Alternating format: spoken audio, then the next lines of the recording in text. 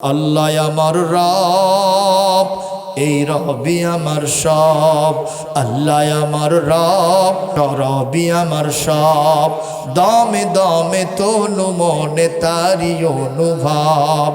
আল্লাহ আমার রব, এই রবি আমার সব। তোমার দুনিয়াতে আমি যেদিকে তাকাই, অথই নিয়ামতে ডুবে আছি সবাই। পাখ পাখালির গানে শুনি তসবি কলো রব, তসবি কলো রব। আল্লাহ আমার রব, এই রবি আমার সব। আল কোরআনের পথ, এই পথই আসল পথ। অন্য পথে অন্য মতে নেই যে রহমত। আল্লাহ আমার রব, এই রবি আমার সব। আল্লাহ রাব্বুল আলামিন বলেন, মান ইয়াখাফু ঈদ, যে ব্যক্তি আমার ধমকিকে, জাহান্নামের ভয়কে যে ব্যক্তি ভয় করে, এই ব্যক্তিকে কোরআন দিয়ে ওয়াজ করলে এই ব্যক্তির জীবনটা অনেকটা উপকার লাভ করবে। জোরে কোন সুবহানাল্লাহ। এরপরের আয়াত, এরপরের সূরা জারিয়াত ঠিক 55 নম্বর আয়াতের ভিতরে আল্লাহ রাব্বুল আলামিন বলেন, ওয়াযাক্কির ফাইন্নায-যিকরা তানফাউল মুমিনিন।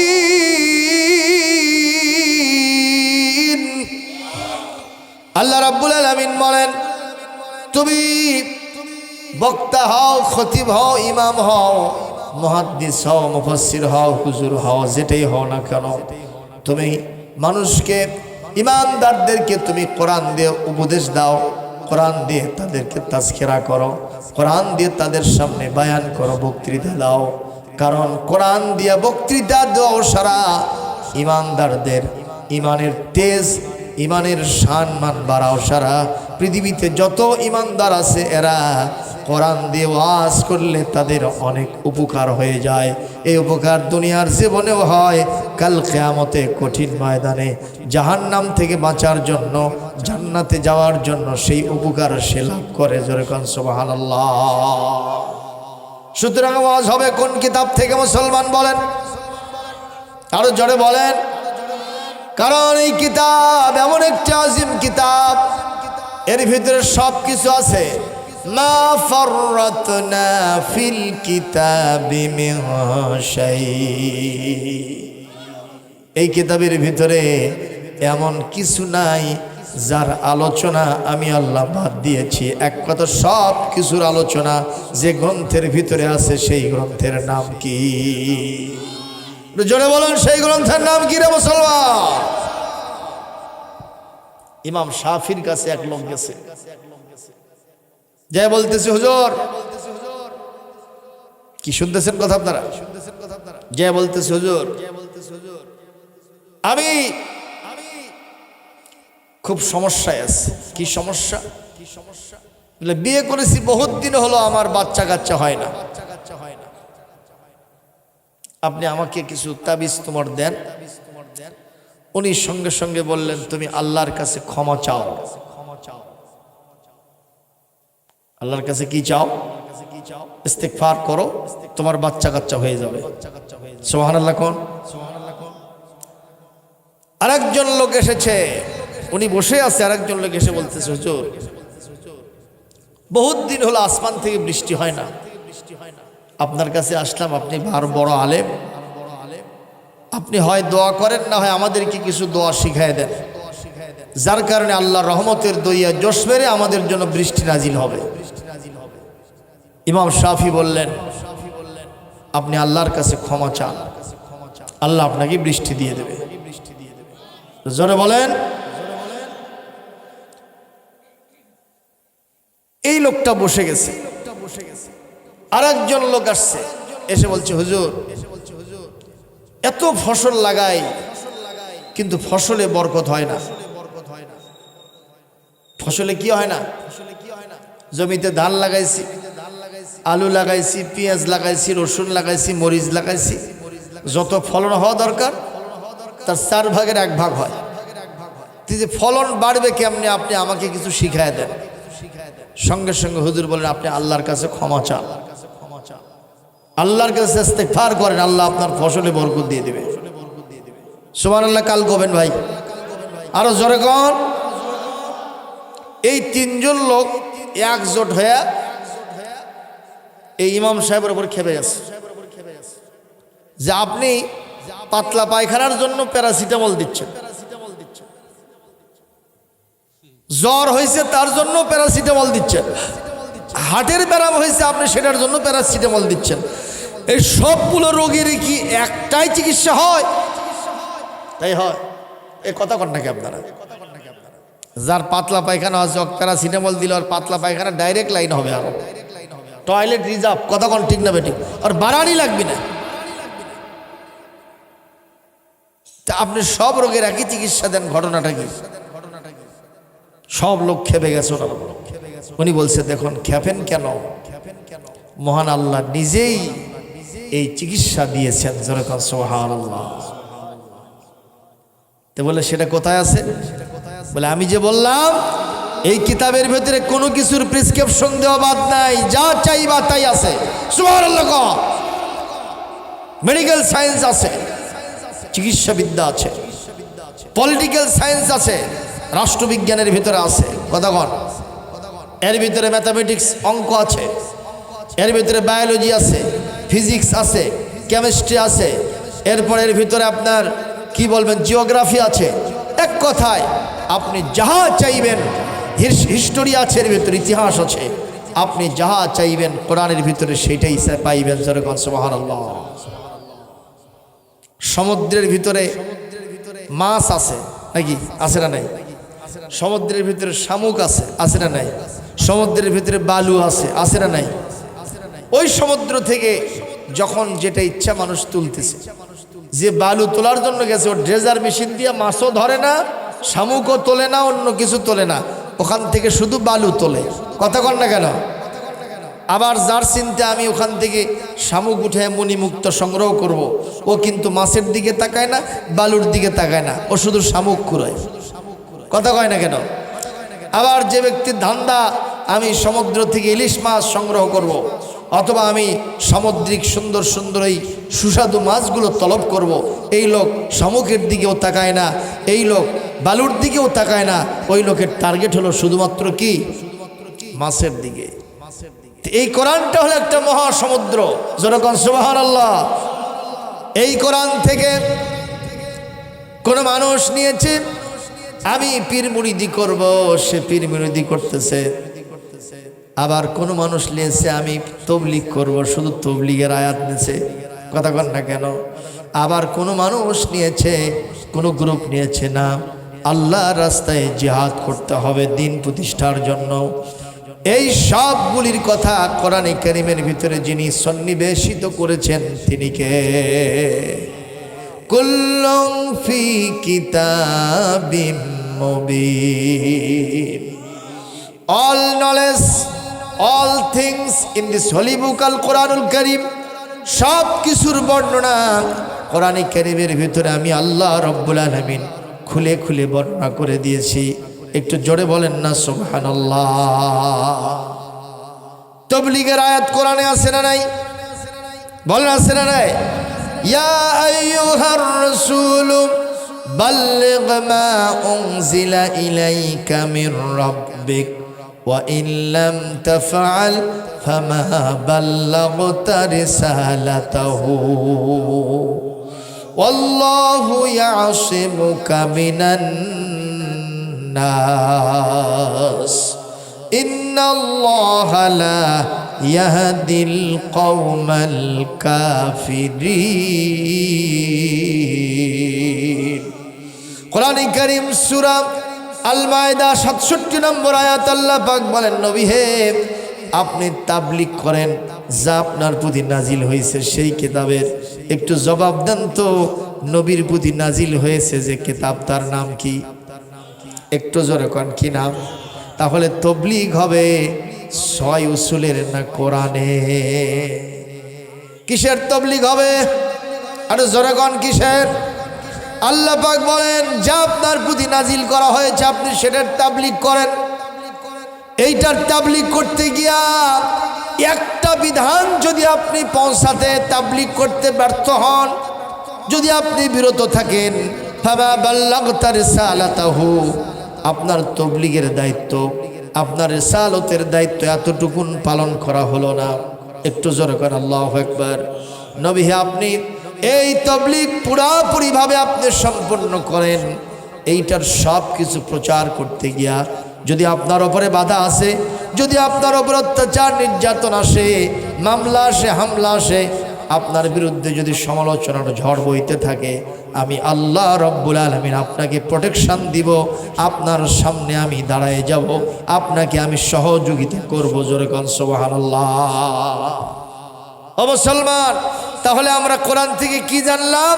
এই কোরআনের সব কথাগুলোই বলে দিতে হবে। কথা কয় না, কথা কয় না, কথা কয় না, কথা কয় না। এরকম ব্যাপার স্যাপার আমাদের দেশে আসে না নাই? কোন সব কথা কিন্তু বলা যায় না। ইমাম সাহেব নতুন মানুষ, নিয়োগপ্রাপ্ত, প্রথম জুমায় খুতবা দিয়েছে সুদের বিরুদ্ধে। কিসের বিরুদ্ধে? ইমাম সাহেবের জ্বালাময় ওয়াজ। ইমাম সাহেব বলিয়া আইয়ুহাল্লাযীনা আমানুত্তাকুল্লাহা ওয়া যারু মা বাকিয়া মিনার রিবা ইন কুনতুম মুমিনিন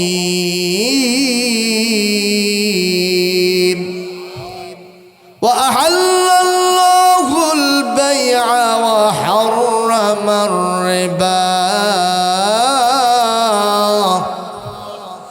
ولا تأكلوا الربا أضعافا مضاعفا زركنا الله أكبر।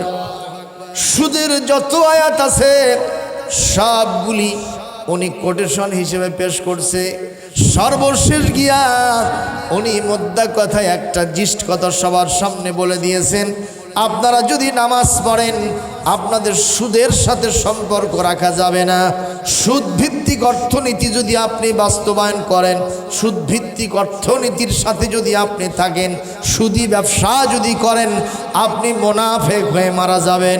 এই ওয়াজ করে ইমাম সাহেব যেই না মিম্বর থেকে নামছে, নামে ওখানে তিনি নামাজটা 2 রাকাত পড়েছেন।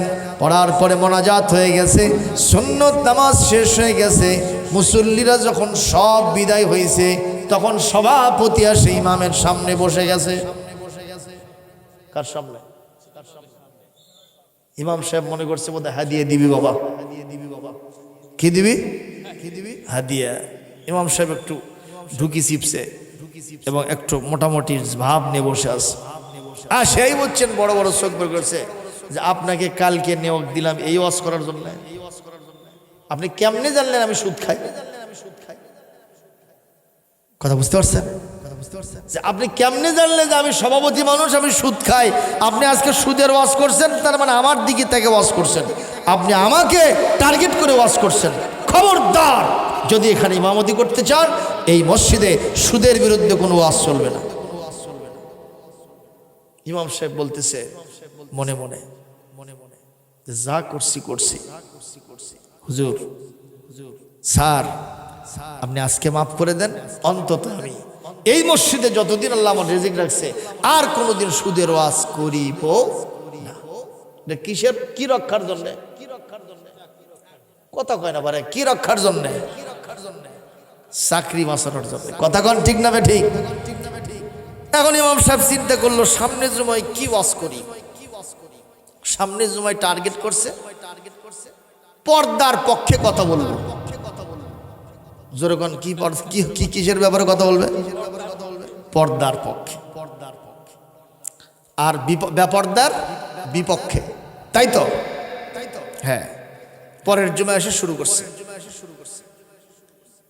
অকরনা ফি বুয়ুতিকুন্না ولا تبرجن تبرج الجاهلية الأولى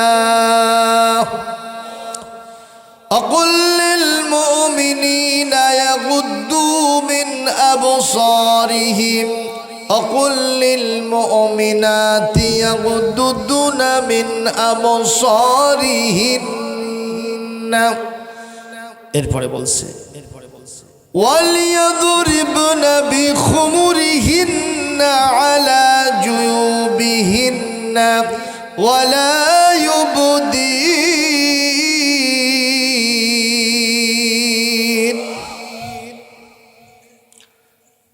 الرِّجَالُ قَوَّامُونَ عَلَى النِّسَاءِ وَلَا تقربوا الزنا إنه كان فاحشة وساء سبيلا এই আয়াতগুলো টান মারছে মানে ইমাম সাহেব বলছে যে মহিলাগণ যারা আছেন আপনাদেরকে গৃহভ্যন্তরে অবস্থান করতে হবে, বাড়িতে অবস্থান করতে হবে। যদি চিকিৎসার প্রয়োজনে, লেখাপড়ার প্রয়োজনে, আত্মীয় স্বজনের বাড়িতে যাওয়ার প্রয়োজনে তোমাকে বের হতেই হয়, পুরুষ মানুষ নাই, তোমার বাজার করা ফরজ হয়ে গেছে, তাহলে তোমাকে ইসলামের দাবি হলো তোমাকে শরঈ পর্দা করে আপাত মস্তক ঢেকে যায় এরকম একটা আলখেল্লা, এরকম একটা ঢিলা জামা তোমাকে পরে তারপরে বাইরে যেতে হবে।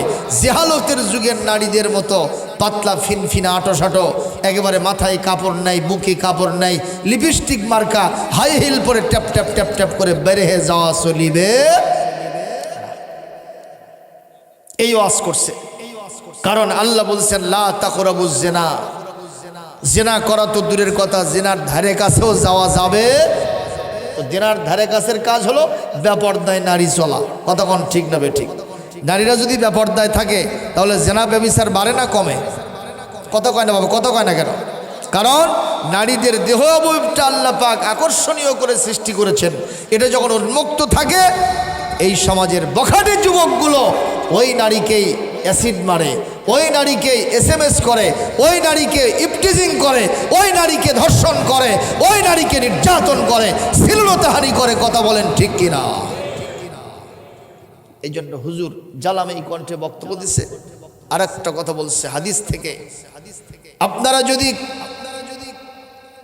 অভিভাবক হয়ে থাকেন, আপনাদের মেয়ে যদি বেপরদায় থাকে, আপনাদের স্ত্রী যদি বেপরদায় থাকে, আপনাদের বোন যদি বেপরদায় থাকে, মা যদি বেপরদায় থাকে, কিয়ামতে আপনাদেরকে দায়ুস হতে হবে। জান্নাতের গন্ধ আপনার নাকে আসবে না, আপনি অবশ্যই জাহান্নামে যাবেন। চিৎকার দিয়ে বলেন নাউজুবিল্লাহ। এই ওয়াজ করে ইমাম সাহেব ওই গত জুমার মতোই আবার নামে কেবলই 5 ওয়াক্ত কি বলে জুমার নামাজের 2 রাকাত পড়ে দোয়া করে সুন্নত পরে কেবল এদিক হয়েছে, সেক্রেটারি আসে হাজির তার সামনে। কে উপস্থিত হয়েছে? সেক্রেটারি এসে বলতেছে, আচ্ছা আমার মেয়ে বেপরদায় থাকে, সেটা আপনার কে করলো? আমার বউ বোরকা পরে মার্কেটে যায় না, সেটা আপনার কে বললো? না, আপনার মেয়ে বা আপনার বউ বেপরদায় থাকে এরকম কোনো ইন্ডিকেট করে, একেবারে টার্গেট করে কোনো বক্তব্য তো আমি দেইনি। না, আপনি বলেছেন যে আমাদের অধীনস্থ কোনো মেয়েরা যদি বেপরদায় থাকে আমরা দায়ী হব, কিয়ামতে জান্নাতে যেতে পারবো না। আপনাকে এই ওয়াজ করার জন্য এটি নিয়ে আসা হয়েছে। মিয়া, এই ওয়াজ যদি চালাতে থাকেন এখান থেকে আপনাকে বিদায় করে দেওয়া হবে। ইমাম সাহেব চিন্তা করলো, চাকরি বাঁচায় না ওয়াজ বাঁচায়? কথাক্ষণ ওই চিন্তা করলো, ওয়াজই মেরে ফেলি, ওয়াজ মেরে ফেলি, চাকরিটা অন্তত বেঁচে রাখি। ওটা উনি বাদ দিয়ে দিয়েছে। পরের সময় চিন্তা করলো কিসের বিরুদ্ধে ওয়াজ করি? উনি ওয়াজ করছে ঘুষের বিরুদ্ধে। যেরকম কিসের? সভাপতি গেল, সেক্রেটারি গেল, আজকে আসছে ক্যাশিয়ার। কে সরকারি চাকরি করে, একটা শোয়ের বিনিময়ে মিনিমাম 1 লাখ টাকা কামাই করে। এই ওয়াজ শোনার সাথে ওই আরো বেশি চেতিছে। সভাপতি, সেক্রেটারি, ক্যাশিয়ার 3 জন একজোট হয়ে ওই ইমাম সাহেবকে ওখান থেকে বাদ দিয়ে দিছে। বলেন তো এইভাবে যদি আমরা চেহারা দেখে দেখে মুখ দেখে দেখে একটা করে ওয়াজ বাদ দিয়ে দেই তাহলে কম্বলের লোম বাঁচলে ওইটা কম্বল থাকবে না। কোরআনের এক একটা বিধান যদি আমরা বাদ দিয়ে দেই এই কোরআনকে কখনোই রাখা যাবে না। কথা বল ঠিক কিনা? এই সবগুলো মিলেই তো কোরআনের বিধান। কথা বলে না বাবা, কথা বলে না। সুতরাং কোনো কিছু বাদ দেওয়ার কোনো সুযোগ নাই। আমাদের সব কথাগুলি বলতে হবে, কারণ একজন কবি বলতেছে আফসোস করে, কি হবে বেঁচে থেকে, কি হবে বেঁচে থেকে অযথা বিদ্যা শিখে যদি না গড়তে পারি শোষণবিহীন সমাজটাকে। কথা কয় না? কি হবে বেঁচে থেকে, কি হবে বেঁচে থেকে অযথা বিদ্যা শিখে যদি না গড়তে পারি শোষণবিহীন সমাজটাকে। কি হবে আলেম হয়ে ইমাম সেজে সমাজেতে পারো যদি সত্য কথা উচ্চ স্বরে না বলিতে। চাকরির ভয় করো যদি ছেড়ে দাও ওই না গদি, চাকরির ভয় করো যদি ছেড়ে দাও ওই না গদি। কি হবে ধোঁকা দিয়ে আল্লাহকে, কি হবে ধোঁকা দিয়ে আল্লাহকে। কি হবে বেঁচে থেকে, কি হবে বেঁচে থেকে অযথা বিদ্যা শিখে যদি না গড়তে পারি শোষণবিহীন সমাজটাকে।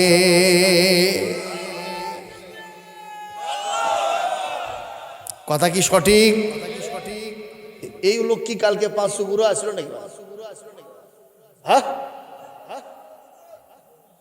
জামাদারের লোক এটিকা।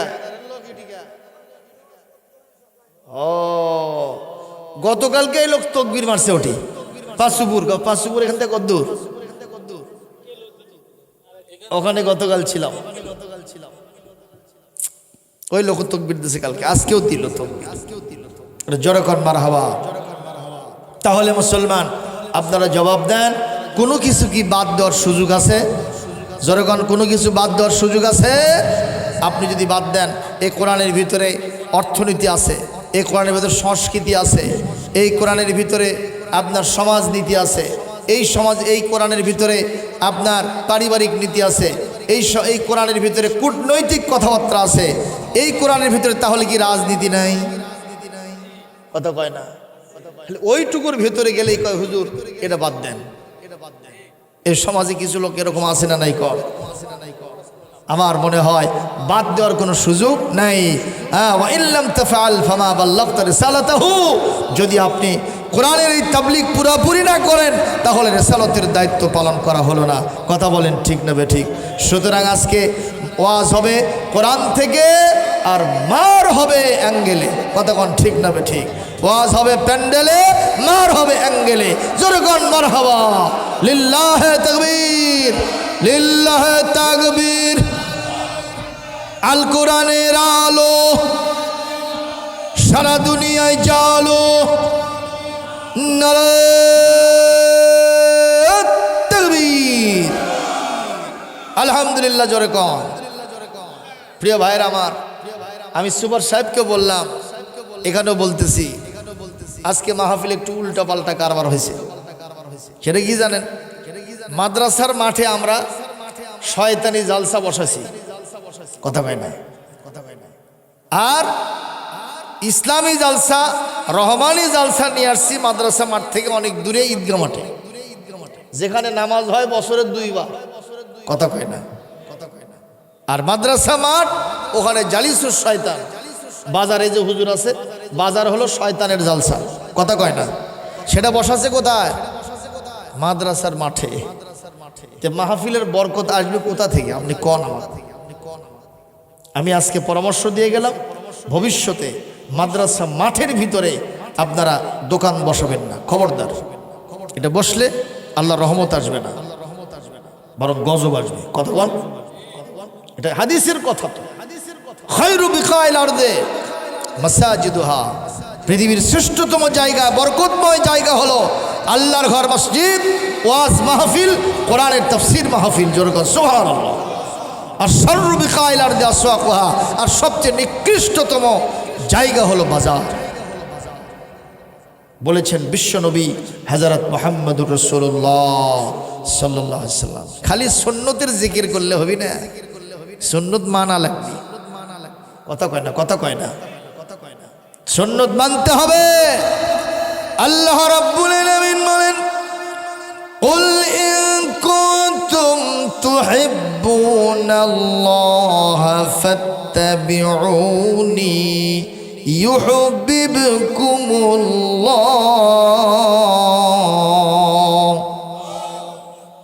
ওয়া ইয়াগফির লাকুম যুনুবাকুম ওয়াল্লাহু গফুরুর রহিম। আল্লাহ রাব্বুল আলামিন বলেন, নবী হে, আপনি পৃথিবীর মানুষদেরকে বলে দেন, তারা যদি আমি আল্লাহর ভালোবাসা চায় তাহলে আপনি নবী আপনাকে যেন তারা মেনে নেয়। জীবনের সব ক্ষেত্রে ব্যক্তি, পরিবার, সমাজ এবং রাষ্ট্র, যেখানে যে সেক্টর একটা মানুষের সাথে জড়িত সংশ্লিষ্ট, সব জায়গায় যেন আমাকে, আমার রসুলকে, আপনাকে যেন তারা মেনে নেয়। তাহলে আমি আল্লাহ পাক আমার ভালোবাসা মহব্বত তাদেরকে দান করব, জীবনের সব গুনাহ খাতা মাফ করে দিব। আমি আল্লাহর চাইতে ক্ষমাশীল, আমি আল্লাহর চাইতে দয়ালু আসমান জমিনে আর কেউ নাই। সুতরাং রসুলকে আমরা মানতে রাজি আছি কারা? দুটো হাত আল্লাহকে তুলে দেখায় তারা। এবার হাত নামান মুসলমান ভাইরা, একটু খবর রাখেন। আজকে যেখান থেকে আমি তেলাওয়াত দিয়েছি কোরআনে কারীম সূরাতুন নাহল আয়াত নম্বর 36, 36 নম্বর আয়াত, আল্লাহ রাব্বুল আলামিন বলেন, এই পৃথিবীতে আমি প্রত্যেকটি জাতির কাছে একজন করে রসুল পাঠাইছিলাম। কয়জন করে রসুল পাঠাইছিলাম? ওই জাতির কাছে এসে স্বজাতির কাছে এসে রসুলগণ 2 দফা দাওয়াতি কাজ করেছেন। 1 নম্বর, আনে ইবুদুল্লাহ, দাসত্ব হবে, গোলামি হবে কার? একটু জোরে কোন, কার গোলামি হবে? আর 2 নম্বর, আল্লাহর গোলামি যদি করতে চাও শয়তানকে ছেড়ে দাও, শয়তানকে বিদায় দাও। কারণ আল্লাহকে ধরলে আল্লাহ বিরোধী শক্তি শয়তানকে ছেড়ে দিতে হবে। শয়তানকেও ধরবেন, আল্লাহকেও মানবেন। এই 50-50 কায়দা চলবে না, একটা বাদ দিতে হবে আর একটা ধরতে হবে। বলুন তো ধরবো কাকে? আল্লাহকে না শয়তানকে? আর ছেড়ে দেব কাকে? বাদ দেব কাকে? পরিত্যাগ করব কাকে? বলেন, শয়তানকে।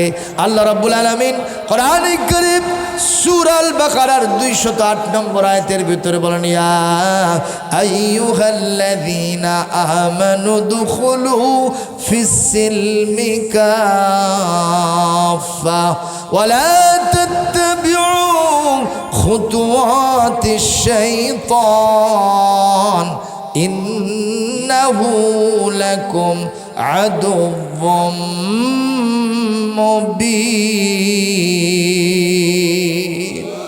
ইমানদারগণ, ইসলামের ভিতরে পুরোপুরি প্রবেশ করো, ইসলামের ভিতরে পুরোপুরি প্রবেশ করো। খবরদার শয়তানকে কখনো অনুসরণ করবা না। শয়তানের পদচিহ্ন পদাঙ্ক, তার পথ নির্দেশনা কখনো মেনে চলবে না। কারণ শয়তান হলো তোমাদের জন্য প্রকাশ্য শত্রু। আর যে শত্রু, তাকে দুর্বল ভাবা উচিত না, শত্রুকে শত্রু হিসেবেই মানতে হবে। কথা কয় না, কথা কয় না। এই যে জুলাই অভ্যুত্থানে যেই ছেলেটার সবচেয়ে বেশি অবদান রেখেছিল ওসমান হাদি, এই ছেলেটা কে শত্রু কে মিত্র এটা উনি বুঝতে পারেন নাই। কথা কয় না কেন? যে ছেলেটা তার এখানে মাথায় গুলি করেছে, এই ছেলেটা তার সাথেই প্রচারণায় অংশ নিয়েছে, নির্বাচনে একসাথেই বসে মিটিং করেছে। কথা কন না কেন? সেই ছেলেই তার মাথায় গুলি করে তাকে শেষ করে দিয়েছে। কথা কি সঠিক বললাম? সুতরাং এই পৃথিবীতে আমরা যদি শয়তানকে বন্ধু হিসেবে মেনে নেই, ধ্বংস ছাড়া কোনো আমাদের লাভ নেই। আমরা বন্ধু মানবো কাকে? আর শয়তানকে আমরা শত্রু জানবো। কতক্ষণ ঠিক না বেঠিক?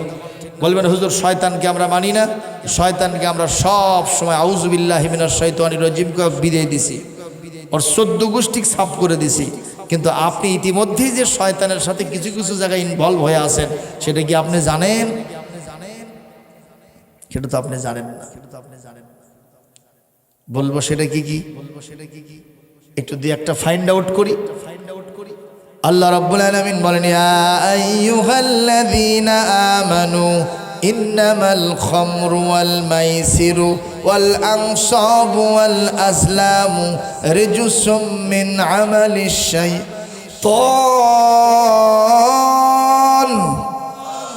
ফাজতানিবুহু লাআল্লাকুম তুফলিহুন। সূরাতুল মাইদা 90 নম্বর আয়াতে কারিমা আল্লাহ পাক বলেন, এই পৃথিবীতে ইমানদার তুমি যদি সফল হতে চাও, মদের সাথে সংস্রব রাখা যাবে না, এরপরে জুয়ার সাথে সংস্রব রাখা যাবে না, পূজার সাথে সংস্রব রাখা যাবে না, লটারির সাথে সংস্রব রাখা যাবে না। এগুলো হলো শয়তানের অপবিত্র কাজ, শয়তানের অপবিত্র কাজ। এখান থেকে তোমরা বিরত থাকো, দুনিয়া আখিরাতের সব জায়গায় তোমরা সফল হবে।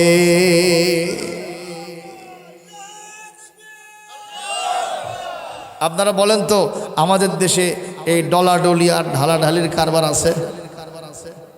ঢালাঢালি কি? ঢালাঢালি কি? মদ। আর ডলাডলি গাঁজা আছে আমাদের দেশে? আছে, কঠিনভাবে আছে। আজকে আমাদের এই দেশ অর্থ ব্যবস্থা সুদভিত্তিক। কোরআনে কারীমে আল্লাহ পাক বলছেন, আল্লাযীনা ইয়াকুলুনা রিবা লা ইয়াকুমুনা ইল্লা কামা ইয়াকুমুল্লাযী ইয়াতাখাব্বাতুহু শাইতানু মিনাল মাস। আল্লাহ পাক বলছেন, যারা সুদ খায় এদেরকে শয়তান অ্যাটাক করেছে। বলেন নাউজুবিল্লাহ। তাহলে আমরা এখানে এমন কেউ আছি সুদি কারবারের সাথে জড়িত নাই? দুই একজন বাদ দিয়ে অধিকাংশই সুদি কারবারের সাথে জড়িত। কারণ আমাদের দেশের ব্যাংকিং সিস্টেমটাই হলো সুদ। কথা কয় না, সুদ ছাড়া এই দেশ চলে না। বাংলাদেশ ব্যাংক হলো কেন্দ্রীয় ব্যাংক, তার অধীনে সব ব্যাংকগুলোকে থাকতে হয়। যদিও ইসলামী ব্যাংক বাংলাদেশ লিমিটেড, আল আরাফা ইসলামী ব্যাংক, শাহজালাল ইসলামী ব্যাংক, এরপরে ইসলামিক ইনভেস্টমেন্ট ব্যাংক, এ ধরনের কিছু ব্যাংক তৈরি হয়েছে, এগুলো 16 আনা শরিয়া পরিপালন করতে পারছে না, যেহেতু আমাদের দেশটাই হলো মাথা থেকে পৌঁছে গেছে। কথা বলেন ঠিক না বেঠি? মন খারাপ করতেছেন বুঝি? এরপরে আসেন, আরো বিষয় আছে। সেটা হলো কি, আমাদের দেশে এই যে লটারি, আমরা অনেকে পোস্ট অফিসের থেকে কিনি, ওই যে প্রাইজ বন্ড কিনি কিনা। অনেক হুজুরদেরকে দেখছি, অনেক মসজিদের সভাপতি সেক্রেটারিকে দেখছি। আবার মসজিদের কোনো প্রোগ্রাম হলে সেটা পুরস্কার হিসেবে প্রাইজ বন্ড দিয়ে দিচ্ছে।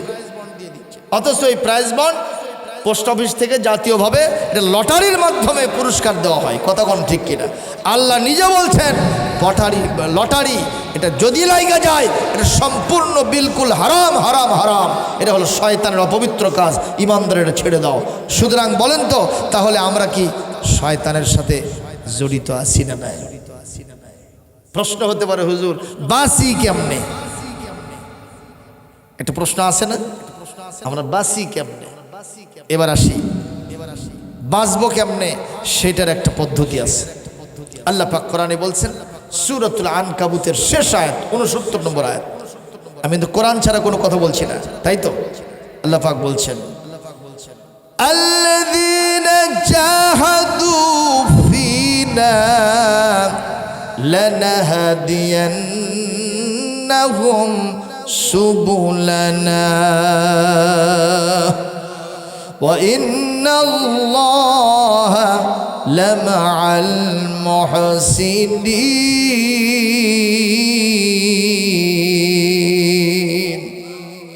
আল্লাহ পাক বলেন, যারা আমার রাস্তায় আসার জন্য জিহাদ করে, প্রচেষ্টা চালায়, প্রাণান্তকর প্রচেষ্টা চালায়, আমার দিন প্রতিষ্ঠার জন্য যারা সংগ্রাম করে, এই লোকগুলিকে আমি আল্লাহ রাব্বুল আলামিন এই সমস্ত খারাপ কাজ থেকে বেঁচে থাকার জন্য সমস্ত রাস্তাগুলো ওপেন করে দেই, খুলে দেই। এক কথায় তার জন্য কোনো টেনশন থাকবে না, কোনো সমস্যা থাকবে না, ভয় থাকবে না, চিন্তা থাকবে না। যদি আল্লাহর দ্বীনের এই বিধানগুলি প্রতিষ্ঠার জন্য সে সংগ্রাম মুখর থাকে, তার মানে দিন প্রতিষ্ঠার সংগ্রামে আমাদের প্রত্যেককে অংশগ্রহণ করতে হবে। আমার কথা বোঝেন নাই? কথা বোঝেন নাই? এই কোরআনটা রাষ্ট্রীয় ব্যবস্থাপনায় সংবিধান হিসেবে প্রতিষ্ঠিত করার জন্য সংগ্রাম করতে হবে, লড়াই করতে হবে, এই সংগ্রামে অংশগ্রহণ করতে হবে, তারপরেই না আপনি বেঁচে যাবেন। তাছাড়া বাঁচার কোনো উপায় নাই।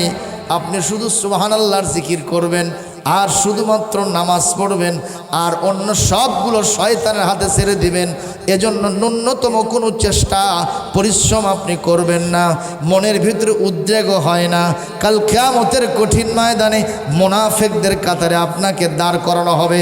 বলেছেন বিশ্বনবী রাসূল বলেন, মাম্মাতা ওয়ালাম ইয়াগজু ওয়ালাম ইয়াহদুস বিহি নাফসুহু মাতা আলা শুবাতিন মিনান নিফাক। দিন প্রতিষ্ঠার জন্য কেউ সংগ্রাম করল না, সংগ্রাম করার মতো ইচ্ছাও মনের ভিতরে জাগলো না।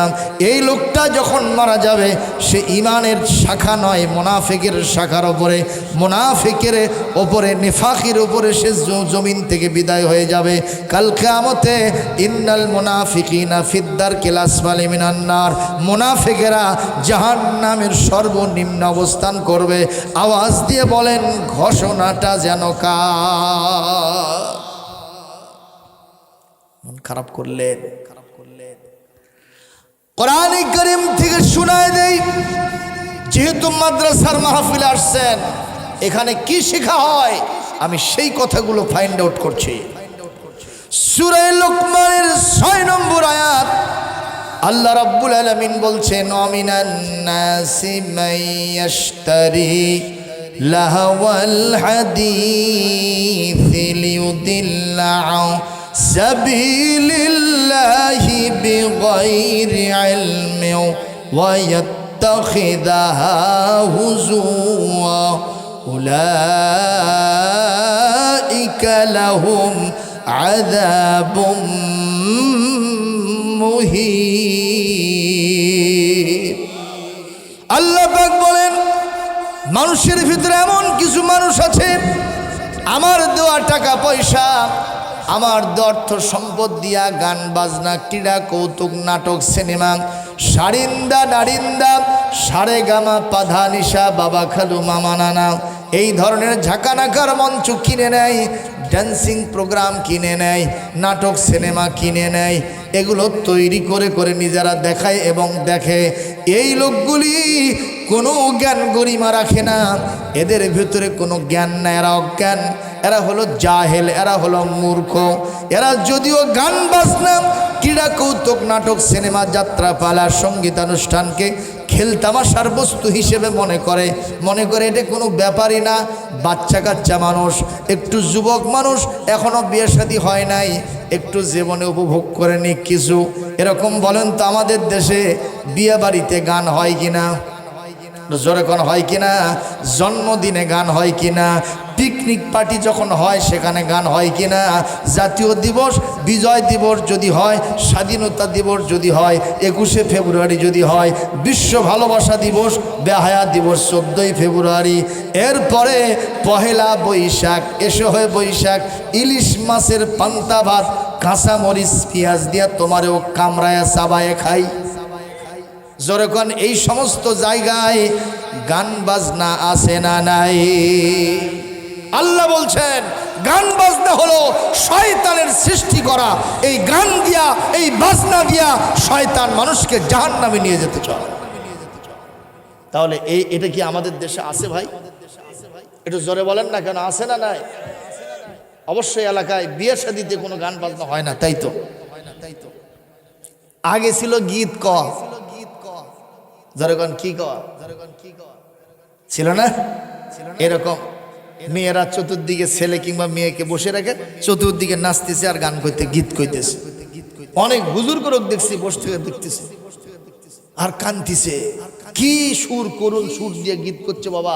না কানলে গুনাহ হবে, এরকম একটা ভাবখানা আগে ছিল।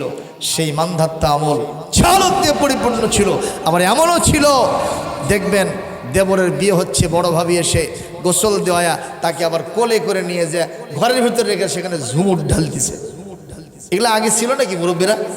তার হা হু কন বারে জনগণ ছিল না? ছিল না? এগুলো হলো মূর্খতা। আল্লাহ পাক বলছেন এগুলোর মাধ্যমে শয়তান তোমাকে জাহান্নামে নিয়ে যাবে। আজকে আমাদের দেশে এগুলো চালু হয়ে গেছে। দেখেন না, হযরত ওমরের সময় আমি এই ওয়াজ অনেক জায়গায় করি, আজকে যেহেতু মাসাল এসে গেল, হযরত ওমর, আমার রসুল, আবু বকর সিদ্দিক, হযরতে আলী রাদিয়াল্লাহু তাআলা আনহু এবং হযরত ওসমান রাদিয়াল্লাহু তাআলা আনহুম, তারা সবাই মিলে এই গান বাজনার বিরুদ্ধে অভিযান পরিচালনা করেছেন। মারহাবা জোরে বলেন। কারণ ইন্নাল কিনাআ ইউমবিতুন নিফাকা ফিল কলব, গান মানুষের অন্তরের ভিতরে মুনাফিকি পয়দা করে। কথা কয় না, কথা কয় না। আর যদি কোরআন শোনেন আপনার ভিতরে জাদাতুহুম ঈমানা, আপনার ঈমানের সম্মান আরো বেড়ে যাবে। সুবহানাল্লাহ। আর গান শুনলে ঈমানের তেজ কমে যাবে, ঈমানটা মরে যাবে। এই জন্য দেখবেন যারা সিনেমা দেখতে যায় ওরা বীর পুরুষ হিরো হয়ে যায়, যখন 3 ঘন্টা সিনেমা দেখে বার হয় মনে হয় ভিজে বিড়াল বাড়ালো, এ মুখটা সুখে চুমো লাগছে। কথা কয় না বাবা। কারণ রুহু আর নফসের দ্বন্দ্ব শুরু হয়ে গেছে। রুহু চাইছিল আমি যাব না, নফস বলছিল চ যাই। শেষ পর্যন্ত রুহুকে পরাজিত করে সে নফসের চাহিদা পূরণ করার জন্য সিনেমা দেখেছে, ল্যাংটা নারীর দেহ দেখেছে, ওই অভিনয় দেখেছে। যখন এটা হয়েছে তখন রুহুটা বেজার হয়ে তাকে ভর্ৎসনা করতেছে, তুমি কেন এটা করলা? কথা বলেন ঠিক না বেঠি? আমার ভাইরা দেখেন না, হযরত ওমরে ফারুক রাদিয়াল্লাহু তাআলা আনহু তিনি সূরা লোকমানের 6 নম্বর আয়াত তার অ্যাসেম্বলি ভবনে পাশ করছেন, মসজিদে নববীতে এটা পাশ করছেন, গেজেট আকারে পেশ করে দিয়েছেন। বাংলাদেশ কি বলে, আমার এই 12.5 লক্ষ বর্গ মাইলের ভিতরে কোনো জায়গাতে গান বাজনা চলবে না। মারহাবা। কি শাসক! এটাই তো শাসকের নীতি হওয়া দরকার। আমি নামাজ পড়ি, আমার দেশের মানুষকে আমি নামাজি বানাবো। আমি ঘুষ খাই না, সুদ খাই না, আমার দেশের মানুষকে আমি সুদ খাইতে, ঘুষ খাইতে দেব না। আমি গান বাজনা শুনি না, আমার দেশের মানুষকে আমি গান বাজনা না শোনা, তাদেরকে আমি কোরআন শোনাবো। এটা হলো আসল লিডার। কথা কয় না। এই নেতার চরিত্রই তো ফুলের মতো পবিত্র। আর অন্যগুলো যেগুলো, আমার নেতার চরিত্র ফুলের মতো পবিত্র, নামাজ নাই 1 ওয়াক্ত, গম চুরিতে পাকাপোক্ত, গাঁজা ছাড়ে না 5 ওয়াক্ত, নাস্তিকদের খুবই ভক্ত, আলেম ওলামা দেখলে হয় শক্ত। কথা কয় না বারে। আর নবী করিম সাল্লাল্লাহু আলাইহি সাল্লাম ছিলেন, তার সাহাবায়ে আজমাইন ছিলেন এইরকম লিডার। হযরত ওমর রাতের বেলায় হাঁটতেছেন, দেখি তো গান বাজনা অন্য কোনো দুষ্ট চক্র কোনো কাজের সাথে লিপ্ত আছে না নাই। তিনি মদিনার রাস্তা দিয়ে হাঁটতেছেন, দেখেন রাত গভীর থেকে গভীরতর 1টা থেকে 1.5টা বেজে গেছে বা 2টা বেজে গেছে। হঠাৎ করে নজরে আসতেছে, তার কানের ভিতরে ভেসে আসতেছে মদিনার রাস্তার পাশে একটা রাস্তা থেকে, একটা কুড়ে ঘর থেকে তার কানের ভিতরে নারী কণ্ঠে, মেয়েলি কণ্ঠে, খুবই সুন্দর সুরেলা কণ্ঠে প্রেমের গান ভেসে আসতেছে। কিসের গান? প্রেমের গান। সঙ্গে সঙ্গে হযরত ওমর কান পাতলেন, হ্যাঁ ঠিকই তাই, প্রেমের গান। তুমি কাছে কিংবা দূরে রাও, চোখেরই আড়াল হও, মনে রেখো আমিও ছিলাম, এই মন তোমাকে দিলাম। নাউজুবিল্লাহ কবেন না? এগুলো গান আমাদের দেশে আছে না নাই? কম। আহারে পরে না চোখের পলক, কি তোমার রূপের ঝলক, আমি জ্ঞান হারাবো, মরেই যাব, বাঁচাতে পারবে না কেউ। কথা কয় না? আকাশেতে লক্ষ তারা, চাঁদ কিন্তু একটাই রে। এরকম গান বাজনা আছে দেশে, এইরকম গান চলিতেছে। হযরত ওমর বললেন সব কিছু মেনে নেওয়া যায়, কোরআন বিরোধী প্রেমের সুরসুরিমূলক এই গান মেনে নেওয়া যেতে পারে না। উনি চিন্তা করলেন এই মহিলার গোষ্ঠী উদ্ধার করতে হবে। কিভাবে দেখি যায়? এত রাত্রে তো আর জানালা দরজা খোলা থাকে না, সবগুলি বন্ধ হয়ে গেছে। হযরত ওমর চিন্তা করলেন গান চলতেছে, আর যুবকরা যদি শুনতে পায় এই গান, এই মহিলার প্রতি আকৃষ্ট হয়ে যাবে, তাদের ভিতরে অবৈধ প্রেমের সুরসুরি জাগতে থাকবে। সুতরাং এটা বন্ধ করতে হবে। আমার রাসূলও বলেছেন আসাদ্দুহুম ফি আমরিল্লাহি ওমর, আমার ওমর আল্লাহর বিধান বাস্তবায়নের ক্ষেত্রে সবচেয়ে বেশি কঠোর ছিলেন। বলেন মারহাবা। কোরআন বিরোধী, আল্লাহ বিরোধী, রাসূল বিরোধী কোনো কাজ হবে, এটা অন্য কেউ মানলে মানবে, ওমর কখনো মানতে পারে না। জোরে বলেন মারহাবা। কিরকম উনি চিন্তা করলেন, ঢুকবো কোন দিক দিয়ে? চতুর্দিকে বন্ধ। ওনার ফাইনাল ডিসিশন, আমি এটা বন্ধ করবই করব। আল্লাহর উপরে তাওয়াক্কুল করে এত জোরে জাম করছে, প্রাচীর টপকায়া মহিলার বাড়িতে গিয়ে উপস্থিত হয়ে গেছে। মারহাবা জোরে কন। মহিলার সামনে গিয়া বলছে, ইয়া আইয়াতুহাল মারআত লিমাযা তুগান্নিন। ও মহিলা, তুমি কেন গান গাও? মান আনতে, তুমি কে? আররিফি নাফসাক, তুমি তোমার পরিচয় দাও। মহিলা গান বন্ধ করে বলছে, ওমর এত চেতে গেছেন কেন? আপনি এত রাগ করেছেন কেন? আপনি এত অ্যাডামেন্ট হয়ে গেছেন কেন? আমি কি কোনো অপরাধ করেছি? বলেন তো, অপরাধ করছি কি করে নাই?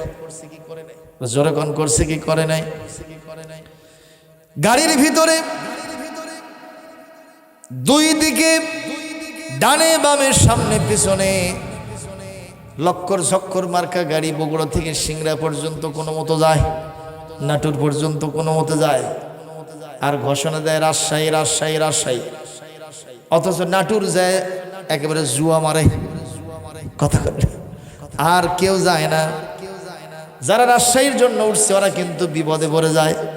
আমি বহুতবার গিয়া এইরকম ঝামেলায় পড়ে গেছি। এইরকম একটা গাড়ির ভিতরে আজিজুল হক কলেজে যাচ্ছি আমার বাড়ি থেকে, তখন কলেজে পড়ি। আমি এরকমভাবে বাম্পার ধরে দাঁড়ায় আছি, চতুর্দিকে মানুষ। ও তখন বলতেছে, ভাই আমি কি কোনো অন্যায় করছি? আচ্ছা বলেন তো, ও যে অন্যায় করছে এটা কি বুঝায় দেওয়া লাগবে থাপ্পড় মারে? কথা কন, এ কি অন্যায় করছে না করে নাই? এই মহিলার দশা হয়েছে এইরকম। ওমরকে বলতেছে, ওমর আপনি আমার সামনে এসে এত চেতে গেছেন কেন? আমি কি আসলেই কোনো অপরাধ করছি? হযরত ওমর বললেন, মহিলা তুমি তো বিশ্ব নবীর উম্মত, হযরত ওমরের জামানার লোক, তুমি কি কোরআন পড়তে জানো না? বলে, আমি অবশ্যই কোরআন পড়তে জানি। তুমি কি কোরআন শরীফের সূরা লোকমানের 6 নম্বর আয়াত পড়ো নাই? বলে, পড়েছি। ওখানে কি লেখা আছে? বলে, ওখানে আছে গান বাজনা, নাটক, সিনেমা, ক্রীড়া, কৌতুক এগুলো চলবে না। তাহলে তুমি কেন গাইতেছো? জবাব দাও। বলে, আমার সত্যি যদি আমি গান গিয়ে অপরাধ করে থাকি তাহলে আমার অপরাধ হয়েছে একটা, আর অপর পক্ষে এই গভীর রাত্রিতে আমার বাড়িতে আপনি প্রবেশ করে অপরাধ করেছেন অন্তত 4টা। কয়টা? মহিলা কয়টা? তাহলে যিনি বেশি অপরাধ করছেন তিনি একটা অপরাধীকে ধরতে গেছে। তাহলে কারবারটা কি সিধা হলো না উল্টো হলো? আমার আমি অবশ্যই মুখের কথা বলবো না, আমি দলিল দেব। কারণ আল্লাহ কোরআনে বলেন, কুল হাতু বুরহানাকুম ইন কুনতুম সাদিকিন। Submit your evidence on your demands. তুমি যা চাইবা, তুমি যা দাবি করবা, এর সপক্ষে তোমাকে দলিল সেট করতে হবে। কথা কয় না? সাক্ষী নিয়ে আসতে হবে, প্রমাণ উপস্থাপন করতে হবে। সুতরাং আমি যে 4টা অপরাধ করছি মহিলা, এর পক্ষে কি তোমার কোনো দলিল আছে? কয় হ্যাঁ আছে। বলেন মারহাবা। বলছে, তাহলে বলো তো আমার 1 নম্বর অপরাধ কি? সঙ্গে সঙ্গে মহিলা কোরআনে কারীম সূরা আন-নূরের 27 নম্বর আয়াত তেলাওয়াত শুরু করে দিয়েছে।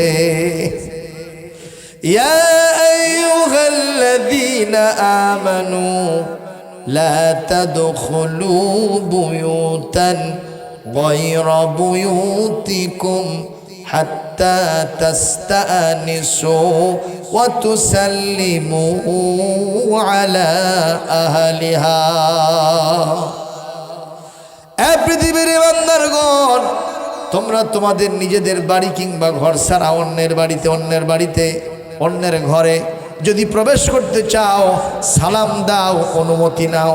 অনুমতি না নিয়া, সালাম না দিয়া কোনো বাড়িতে প্রবেশ করা যাবে না। কথা কয় না বাবা? যাবে যাবে যাবে। কার নিষেধ? আল্লাহর নিষেধ। ওমর, এই রাত্রিতে আমি বাড়ির মালিক, মহিলা মানুষ একাই বাড়ির ভিতরে আছি, আপনি আমার বাড়িতে ঢুকছেন এত রাত্রিতে, আপনি কি পারমিশন নিছেন? আপনি কি আমাকে সালাম দিছেন? বলেন তো দিছে? পারমিশন নিছে? তাহলে ওমর মহিলার কর্তৃক জামরিয়া দিয়ে ধৃত হয়ে গেছে। মহিলা তাকে কোরআনের জামরিয়া দিয়ে ধরছে, কতক্ষণ ঠিক না ঠিক? ওমরের পায়ের তলা থেকে যেন মাটি খসে যেতেছে, আকাশটা যেন তার মাথার উপরে ভেঙে পড়েছে। কয় কিরে, যেই মহিলা গান গায়, আবার সে মহিলা কোরআনের দলিল সেটিং করে আমার অপরাধ প্রমাণ করে দেয়। এটা জোরে করে আল্লাহু আকবার। আহারে, এই পৃথিবীতে মায়ের জাতেরা তারাও কিন্তু উচ্চ শিক্ষিতা হতে পারে, তারাও কিন্তু কোরআনের আলেমা হতে পারে। আম্মা জান আয়েশা সিদ্দিকা রাদিয়াল্লাহু তাআলা আনহা, তিনি একজন বড় মুহাদ্দিস ছিলেন। সুবহানাল্লাহ। রাসূলুল্লাহ তাকে সামনে না নিয়া তিনি কখনো হাদিস বয়ান করতেন না, কারণ তার মাধ্যমে পৃথিবীতে মহিলাদের মাসআলা মাসাইলগুলি, বিভিন্ন ফাতোয়াগুলি প্রচার হয়েছে। জোরে কোন সুবহানাল্লাহ। এবং হযরত রাসূল নিজে বলেছেন, আল্লিমু নিসাআকুম সূরাতুন নূর, তোমরা তোমাদের স্ত্রীদেরকে সূরা নূর শিক্ষা দাও, কারণ সূরা নূরের ভিতরে অধিকাংশ মহিলাদের মাসআলা এসেছে। আল্লাহ নবীর দরবারে এক মহিলা এসে বলছি, ইয়া রাসূলুল্লাহ, আমার হায়েজ হয়েছে, আমার ঋতুস্রাব হয়েছে, আমি কিভাবে পরিষ্কার হব, আপনি আমাকে শিখায় দেন। কায়দা না বেকায়দা? কথা কয় না বাবা, কথা কয় না? চরম বেকায়দা। মহিলা মানুষকে উনি কেমনে শিখায় দেবেন? সঙ্গে সঙ্গে আম্মা জান আয়েশাকে বললেন, আয়েশা, তুমি তো মুহাদ্দিস মানুষ, তুমি মহিলাটাকে সামনে নিয়ে একটু পর্দার অন্তরালে চলে যাও, ওখানে গিয়া যে পদ্ধতিতে পরিষ্কার পরিচ্ছন্ন হওয়া লাগে, ওখানে পট্টি বাঁধা লাগে, এই বিষয়টা তুমি প্র্যাকটিক্যাল ডাইরেক্ট বাস্তবতায় শিখায় দাও। একটু জোরে কোন সুবহানাল্লাহ। এজন্য মহিলাদেরকে মাদ্রাসায় পড়ানোর দরকার আছে না নাই? জোরে বলেন, আছে না নাই ভাই? কারণ আল্লাহ রাব্বুল আলামিন এলেম কালাম শিক্ষার জন্য শুধু পুরুষকেই বাধ্য করেন নাই, মহিলাদেরকেও কোরআন শিখাতে হবে। ঠিক না বে ঠিক বলেন? ইয়া আইয়ুহাল্লাযীনা আমানু, এই আমানুর ভিতরে ছেলেও আছে, মেয়েও আছে। কথা কয় না? কথা কয় না? ছেলেও আছে, মেয়েও আছে। এ বিশ্বে যা কিছু সুন্দর, চিরকল্যাণকর, অর্ধেক তার গড়ি আছে নারী, অর্ধেক তার নর। ইয়া আইয়ুহান নাসু ইন্না খলাকনাকুম মিন যাকারিন ওয়া উনসা ওয়া জাআলনাকুম শুউবান ওয়া ক্বাবাইলা লিতাআরাফু ইন্না আকরামাকুম ইনদাল্লাহি আতকাকুম ইন্নাল্লাহা আলিমুন খাবীর। বলি আল্লাহু আকবার। প্রিয় উপস্থিতি, আপনাদের কষ্ট হচ্ছে কি? আলোচনা চালাবো নাকি বন্ধ করে মোনাজাত করব? কে কি চালানোর পক্ষে একটু হাত তোলেন তো দেখি, হাত তোলেন তো।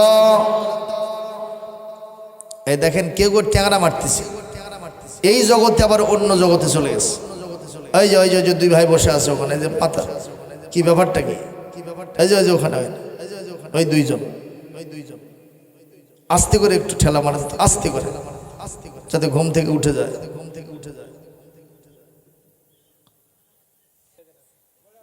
লিল্লাহি তাকবীর, লিল্লাহি তাকবীর। আল কোরআনের আলো সারা দুনিয়ায় জ্বালো, নারায়ে তাকবীর। ওমরের অপরাধ কয়টা? কয়টা? তার ভিতর হলো কয়টা? থাকলো কয়টা? তিনটা। মহিলা বলছে, আমার আপনি কোরআনের বিধান লঙ্ঘন করে আমার বাড়িতে ঢুকেছেন, আর আমার অপরাধ আপনি ধরার জন্য এখানে রেডি হয়ে আছেন। আপনি কোরআনের বিধান লঙ্ঘন করে 4টা অপরাধ করে আমার একটা অপরাধ ধরতে আসছেন, আপনার তো লজ্জা শরম থাকা উচিত। কথা কয় না? সঙ্গে সঙ্গে হযরত ওমর বলছেন, মা তুমি আমাকে মাফ করে দাও, আমাকে ক্ষমা করে দাও। বলছে, আমার ক্ষমা করার কি আছে? আল্লাহর কোরআনের বিধান লঙ্ঘন হইছে, ক্ষমা চাওয়া লাগবে কার কাছে? আল্লাহর কাছে ক্ষমা চান। আল্লাহ যদি মাফ করে দেয় আমি মাফ করে দিব। হযরত ওমর সেজদায় পড়ে গিয়ে আল্লাহর কাছে কাঁদতেছেন। আসলেই কি ওমর অপরাধ করতেছেন না করতেছেন না, এই বিষয়টা আমাদের জানা দরকার আছে না নাই? ওমর তো এমন মানুষ যার সম্পর্কে আমার বিশ্ব নবী বলেছেন আমার পরে কোনো নবী হবে না, যদি কেউ নবী হতো তিনি হতেন ওমর। আকাশের ওই নক্ষত্রের সমতুল্য নেকি আছে আমার ওমরের। সুবহানাল্লাহ। পৃথিবীতে বেঁচে থাকতে জান্নাতের সার্টিফিকেট পেয়েছেন যারা, ওমরের নাম তার ভিতরে আছে না নাই? কত নম্বরে? দ্বিতীয় নম্বরে। আবু বকরের পরই তার নাম, বলেন মারহাবা। ও মুসলমান, সেই ওমর কোরআনের বিধান লঙ্ঘন করবে এটা তো কখনো হতে পারে না। তারপরে মহিলা তো এখানে উপস্থাপন করেছে সুন্দর করে, এখানে প্রমাণ উপস্থাপন করছে। এখন কি হবে বিষয়টা জানা দরকার আছে না? আমি জানাবো। তার আগে অপরাধগুলো কি কি ফাইন্ড আউট করেছে। আপনার 2 নম্বর অপরাধ হলো ওমর। আল্লাহ পাক কোরআনের কারীমের ভিতরে বলেছেন আতুল বুয়ুতা মিন আবওয়াবিহা ওয়াত্তাকুল্লাহ।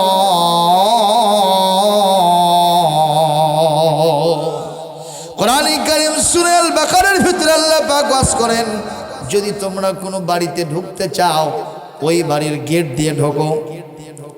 কি দিয়া? খবরদার গেট ছাড়া প্রাচীর টপকায় ঢুকবা না, ফাঁক ফোকর দিয়ে ঢুকবা না, শীত কাটে ঢুকবা না, তাহলে হয়ে যাব সয়কার ভালো মানুষ। কথা ঠিক না বে ঠিক? আমার আল্লাহ বললেন সদর দরজা দিয়ে ঢোকো, আর আপনি ঢুকলেন প্রাচীর টপকায়া। এটাও তো কোরআনের বিধান লঙ্ঘন হলো। কেন করলেন? জবাব না দিলে আপনাকে ছাড়বো না। একটু জোরে কোন কথা ঠিক না বে ঠিক? আরো জোরে কোন কথা ঠিক না বে ঠিক? ওমর আরো কান্না শুরু করে দিয়েছে। কারণ আল্লাহর যারা খাঁটি ওলিউল্লাহ হয়ে যায়, যখন তাদের বিরুদ্ধে কোনো কোরআনের আয়াত দাঁড় হয়ে যায় অথবা যদি কিছু তাদের বিরুদ্ধে চলে আসে, ওনারা নিজের অপরাধটুকু স্বীকার করে নিয়ে মহান আল্লাহর কাছে তওবা ইস্তেগফার করে। জোরে কন্যা সুবহানাল্লাহ। আমি আগেই বলেছি আল্লাহর কাছে তওবা করলে আল্লাহ সব কিছু দিয়ে দেয়। সুবহানাল্লাহ কোন? ইমাম শাফি রহমতুল্লাহ আলাইহি কি বলেছিলেন? যে আল্লাহর কাছে ক্ষমা চাও, আল্লাহ তোমাকে সব দিয়ে দেবে। মারহাবা কোন? এর দলিল কোথায় আছে? সূরা নূহ, এটি 29 পারা। আল্লাহ পাক 11 নম্বর 12 নম্বর আয়াতের ভিতরে বলেছেন ফাকুলতুস্তাগফিরু রাব্বাকুম ইন্নাহু কানা গফফারা ইউরসিলিস সামাআ আলাইকুম মিদরারা ওয়া ইউমদিদুকুম বিআমওয়ালিন ওয়া বানিন ওয়া ইয়াজআল লাকুম জান্নাতিন ওয়া ইয়াজআল লাকুম আনহারা। যতগুলো মানুষ আছেন তাও যে কোরআন থেকে বসানো হচ্ছে, এটা তো বিরাট ব্যাপার। কথা কোন ঠিক কিনা? আজকের আলোচনা খাস কোরআন থেকে তাফসীর হচ্ছে। বলেন আল্লাহু আকবার। কারণ একটা বক্তার ওয়াজ মাইক এবং জনসাধারণ এইটা ভালো করে আবার খারাপ করে। যেরকম ঠিক কিনা? আমার মজলিসে আমার যে মসজিদ, সেই মসজিদে একটা মিলাদ মাহফিল আর 4 ডবল হবে। কথা কয় না? তাও যে আপনারা যা বসে আছেন আল্লাহর রহমতে আমার ওয়াজ তাও চলতেছে কোরআন থেকে। আল্লাহু আকবার জোরে বলেন। এই জন্য আপনাদের জোরে আলহামদুলিল্লাহ পড়া উচিত। কষ্ট হচ্ছে নাকি বলেন? সম্মানিত উপস্থিতি, আমি যে আয়াতটি পড়লাম এর অর্থ কি? আল্লাহ পাক বলছেন ফাকুলতুস্তাগফিরু রাব্বাকুম, তোমরা তোমাদের রবের কাছে ক্ষমা চাও। ইন্নাহু কানা গফফারা, ইনি তোমাদেরকে ক্ষমা করে দিবেন। শুধু তাই নয়, আর কি করবেন? ওয়া ইউমদিদকুম বিআমওয়ালিন ওয়া বানিন, তিনি তোমাদের ধন সম্পদ বাড়ায় দিবেন। যদি কারো বাচ্চা কাচ্চা না হয় আল্লাহ সে সন্তানও দিয়ে দেবেন। ওয়া ইয়াজআল লাকুম জান্নাত, তিনি তোমাদের বাগ বাগিচার ভিতরে ফল এবং ফসল দিয়ে ভরে দেবেন। সুবহানাল্লাহ কোন? ওয়া আনহারা, আর তোমাদের নদ নদীগুলো পানি দিয়ে ভরে দিবেন, দুকুল ছাপিয়ে নদীতে পানি প্রবাহিত হবে। জোরে বলেন সুবহানাল্লাহ। কোনো দুর্ভিক্ষ থাকবে না যদি আমরা কার কাছে ক্ষমা চাই? আল্লাহর কাছে ক্ষমা চাই। আমরা কি রাজি আছি ইনশাআল্লাহ? এক লোক মারা যাচ্ছে তো ওনার ছেলে মসজিদের ইমাম সাহেবকে ডেকে নিয়ে আসছে, নিয়ে এসে বলতেছে আমার আব্বাকে একটু তওবা পড়ায় দেন, না জানি তার এটা অন্তিম সময় হতে পারে, তওবা করায় দেন। তো যেই নিয়ে আসছে বাপ এখন এরকম তাকায় বলছে, বাবা কাক নিয়ে আসছো? বলে ইমাম সাহেব হুজুরকে নিয়ে আসছি। কেন? একটু তওবা পড়াতে। বলে না বাবা না, আমার একটু ভালো লাগতেছে, মনে হয় আরো বাঁচবো, এখন তওবা করার দরকার নেই। আমাদের অ্যাটিটিউডটা, ফিলিংসটা কি হয়ে গেছে দেখেন। তওবা পড়ার কথা বলে লোকেরা কয় হ্যাঁ তওবা পড়া লাগবে কি, আমি কি করছি? অথচ আমরা প্রত্যেকেই কুল্লু বানি আদম খাত্তাউন, প্রত্যেকটা বনি আদম তারা মহাপাপী। কথা কোন ঠিক কিনা? খায়রুল খাত্তাইন আত-তাইবুন, আর এই সমস্ত পাপীদের ভিতরে শ্রেষ্ঠ হলো তারা আল্লাহর কাছে ক্ষমা চায়, তওবা করে যারা। সুবহানাল্লাহ জোরে বলেন মুসলমান।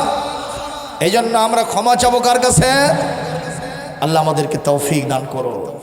সুপ্রিয় উপস্থিতি, এই মুহূর্তে আপনাদের সামনে যেটা বলছিলাম, হযরত ওমর রাদিয়াল্লাহু তাআলা আনহু দ্বিতীয় অপরাধ যখন তিনি সত্যি তার জন্য ধরে নিলেন, তিনি আল্লাহর কাছে সিজদায় পড়ে আবার কাঁদতে থাকলেন।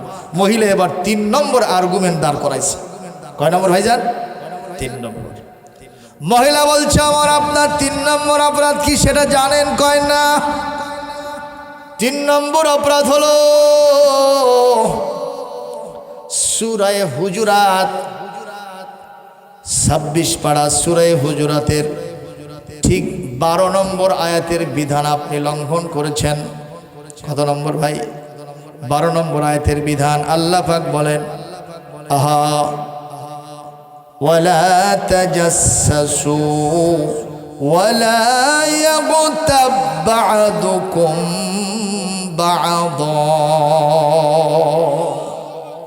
ইয়া আইয়ুহাল্লাযীনা আমানু ইজতানিবু কাসীরাম মিনাজ-যন ইন্না বা'দাজ-যন্নি ইসমু ওয়ালা তাজাসসু ওয়ালা ইয়াগতাব বা'দুকুম বা'দা।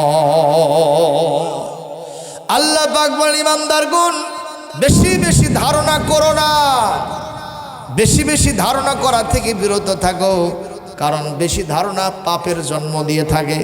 1 নম্বর। 2 নম্বর ওয়ালা তাজাসসু, তোমরা দোষ খোঁজাখুঁজি করো না। কি করো না? দোষ খোঁজাখুঁজি করো না। আল্লাহ নিষেধ করলেন দোষ খুঁজতে, খোঁজা যাবে না। আর আপনি আমি গান গাই না কি করি সেটা খোঁজার জন্য আমার বাড়িতে আসছেন। কি বুঝতেছেন না কথা? আমার বাড়িতে আসছেন, আমি গান গাইতেছি সেটা ধরার জন্য।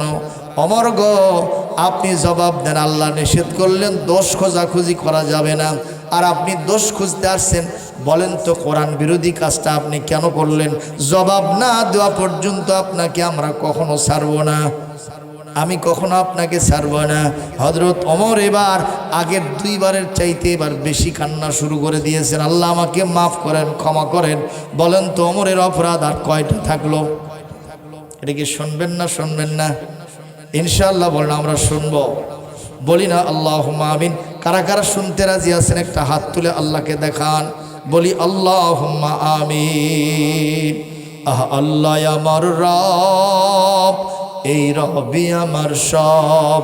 আল্লাহ আমার রব, এই সরবি আমার সব। দমে দমে তনু মনে তারি অনুভব।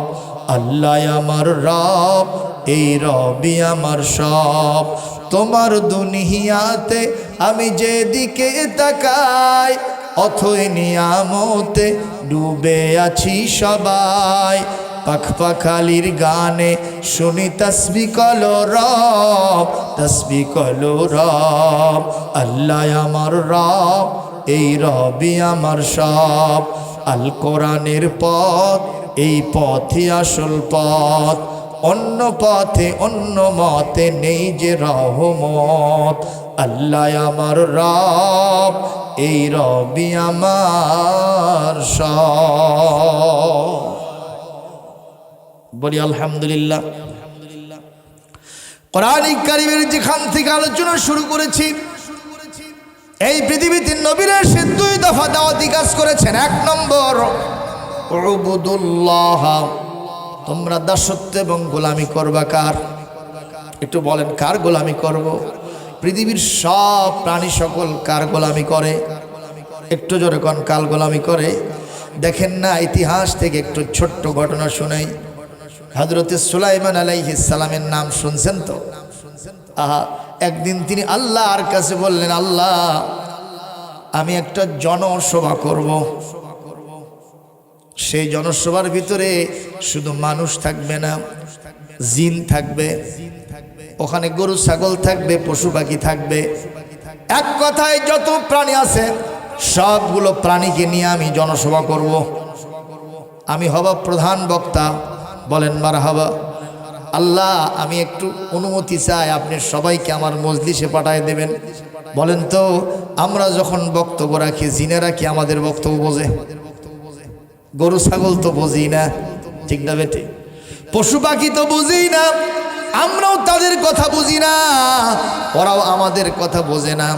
অথচ সুলাইমান আলাইহিস সালাম বলছেন, আমার কথা গরু ছাগল শুনবে, পশু পাখি শুনবে, আর সমস্ত প্রাণী সকল উপস্থিত থাকবে, আমি তার সামনে বক্তব্য রাখবো, আপনি অনুমতি দেন। আল্লাহ পাক বললেন, ঠিক আছে, তোমাকে অনুমতি দেওয়া হলো। ওয়াহশির আলি সুলাইমান জুনুদুহু মিনাল জিন্নি ওয়াল ইনসি ওয়াত তায়রি ফাহুম ইউজাউন। আল্লাহর নির্দেশনা মোতাবেক সবাই এসে সুলাইমানের মজলিসে দাঁড়ায় গেছে। সুবহানাল্লাহ। সুলাইমান আলাইহিস সালাম তিনি এখন বক্তৃতা শুরু করবেন। হঠাৎ করে দেখেন একদল পিপিলিকা, পিঁপড়া, এই যে ছোট্ট ছোট্ট পিঁপড়া, পৃথিবীর অন্যতম ছোট প্রাণী, বিশাল পিঁপড়ার বাহিনী দল। পিঁপড়া যখন চলে একসাথে চলে না, একা একা চলে, একেবারে দলবদ্ধভাবে চলে, কারণ ওরা জানে যে আমরা ছোট প্রাণী, আমাদের একসাথে থাকলে কোনো মার নাই। বলেন মারহাবা। এ কথা কোন ঠিক না বে ঠিক? এই যে আপনাদের এলাকায় যদি কোনো ঢল হয়, দেখবেন এই ঢলে, এই যে 88-র বন্যা, এই এলাকা ডুবে গেছিল না? সব জায়গা ডুবে গেছিল, বাড়িঘর তলে গেছে, গরু ছাগল ভাসে গেছে, অনেক মানুষ শুয়েছিল রাতের বেলায়, ওই পানির তোরে ভাসে চলে গেছে, ঠিক না বে ঠিক? অথচ আমি এক সময় পাথরের ভিতরে গিয়ে দেখলাম দুনিয়ার অন্যতম ছোট প্রাণী পিঁপড়াগুলি সব খুপড়ি লাগে এক জায়গায় ভাসতেছে। দেখেননি আপনারা? এরকম ডিমের মতো সব খুপড়ি লাগে এক জায়গায় এরকম ভাসতেছে। আমি ওখান থেকে একটা এবারত নিলাম, শিক্ষা নিলাম। হাই রে, কত কিছু চলে গেল, আর এই ছোট্ট প্রাণী এত বিশাল তুফান আর ঝড়ের ভিতরে, এই বন্যার ভিতরে তার ধ্বংস হলো না, কারণ সে সবগুলো এক জায়গায় অবস্থান করেছে। জোরে কোন কথা ঠিক কিনা? কিন্তু পৃথিবীতে আজকে মুসলমানদের উপরে দুর্দশা কেন? মুসলমান আজ মার খাই কেন? ফিলিস্তিনের গাজা সিটিতে আজকে মুসলমানদেরকে মেরে মেরে গোটাটা সিটির শহরকে আজকে ধ্বংসস্তূপে পরিণত করেছে। পুরাটা গাজা সিটিকে, শহরকে গোরস্থান বানাই দিয়েছে। জোরে বলেন না, কথা ঠিক না ঠিক ভাই? বাড়িঘর সবগুলো ভেঙে চুরে শেষ করে দিয়েছে। এ পর্যন্ত প্রায় 1 লক্ষ মানুষ জীবন দিল। 23 সালের 7ই অক্টোবর থেকে শুরু হয়েছে নির্যাতন। প্রায় 30,000-এর মতো শিশুরা জীবন দিয়েছে। আবার অনেকে পিতা হারাইছে, মাতা হারাইছে, বাড়ি নাই, ঘর নাই, খোলা আকাশের নিচে অবস্থান করছে। কালকে পত্রিকায় দেখলাম ফিলিস্তিনের গাজা সিটিতে একটা বিবাহ হচ্ছে বস্তিতে, বাড়িঘর তো নাই, তাঁবু টাঙ্গায় আছে, সেখানে বিয়ে হচ্ছে। সেই বিয়ের অনুষ্ঠানে বম্বিং করে 20 জন 25 জন মানুষকে হত্যা করে শেষ করে দিয়েছে। একটু বলেন নাউজুবিল্লাহ। এই যে অত্যাচার, এই যে নির্যাতন হচ্ছে মুসলমানদের উপরে, অথচ আজকে মুসলমানের সংখ্যা গোটা পৃথিবীতে 200 কোটি ছাড়াই গেছে। বলেন না আল্লাহু আকবার। এত মুসলমান, কিন্তু কাম হচ্ছে না কেন? আমাদের ভিতরে একতা নাই, কথা কয় না কেন? যাই যেটা নিয়ে আসে ওটাই ব্যস্ত। যে তবলিগ, ওই খালি টোপলা হচ্ছে। যে জামাত ইসলামী খালি তকবির দিচ্ছে, নারায়ে তকবির, আল্লাহু আকবার, কথা কয় না। আবার যে পীর মাশায়েখ, সেখানে জিকির চলতেছে, ভালোই ভালো। আবার যারা ঝাকির জিকির মারতেছে, তারা আবার কথা কয় না, কথা কয় না, হয় না? এরকম হাই হুই জিকির হচ্ছে না, হচ্ছে না? কর এই সব জিকির চলতেছে, কেউ একমতে এক পথে আসে না, যার কারণে আজকের এই অবস্থা করুণ হতে চলেছে। জোরে বলুন ঠিক না বেঠিক? আল্লাহ না করুন আমাদের বাংলাদেশের উপরে যদি পার্শ্ববর্তী দেশ হোক অথবা পৃথিবীর কোনো মুসলিম বিদ্বেষী শক্তি হোক আমাদের দেশের উপর যদি হামলা করে, মানুষ দৌড়ায় ছুটাছুটি করতে করতে শত শত হাজার হাজার মানুষ মরে যাবে। খালি কইতে বাবা নিজে মাসি, নিজে মাসি, কতক্ষণ? এই জন্য একজন কবি আফসোস করে বলেছে কত সুন্দর করে, আমাদের প্রভু এক নবীর উম্মত, জীবন বিধান এক ঐশী বাণী কোরআন, তবে কেন এখনো হে মুসলমান এখ এখ করিয়া হো ভাই। আমাদের কাবা ঘর কয়টা? সবাই সেদিকে সেজদা দিই, তাই না? কিবলা। আমাদের মদিনা শরীফ কয়টা? আমাদের উহুদ পাহাড় কয়টা? আমাদের বদরের মাঠ কয়টা? সবই তো একটা। তাই খুবই আফসোস করছে। বাইতুল্লাহ এক, মদিনা শরীফ এক, উহুদ পাহাড় এক, বদরের মাঠ এক, একটা তো জীবন আর মরণ যে একবার, ঠিক না? একটা তো জীবন আর মরণ যে একবার, একসাথে মিলে মিশে একটাই পথ, আমাদের প্রভু এক নবীর উম্মত, জীবন বিধান এক ঐশী বাণী কোরআন, তবে কেন এখনো হে মুসলমান এখ এখ করিয়া হো ভাই। কি কথা সঠিক? তাহলে আমরা কি এক হতে রাজি আছি মুসলমান? একটু হাত তুলেন তো, কারা কারা এক হবো আমরা? মাঝে মাঝে হাত তুললে ঘুম সেরে যাবে। লিল্লাহে তাকবীর, লিল্লাহে তাকবীর। আমার নেতা, তোমার নেতা বিশ্বনবী মুস্তাফা, নারায়ে তাকবীর। সুলাইমান আলাইহিস সালাম দেখলেন ওখানে পিপিলিকা দলবদ্ধভাবে হেঁটে যাচ্ছে। উনি দেখলেন পিপিলিকার আবার একটা দলনেতা আছে। ওই দলনেতা তার অধীনস্থদেরকে বলতেছে, খবরদার, সাবধান থাকো। কেন? বলে এখানে সুলাইমানের বাহিনী, বিশাল বাহিনী এখানে জনসভা করতেছে। এখানে বড় বড় প্রাণীগুলো আছে, এদের পায়ের নিচে পড়ে কিন্তু তোমরা সব পিষ্ট হয়ে যাবে।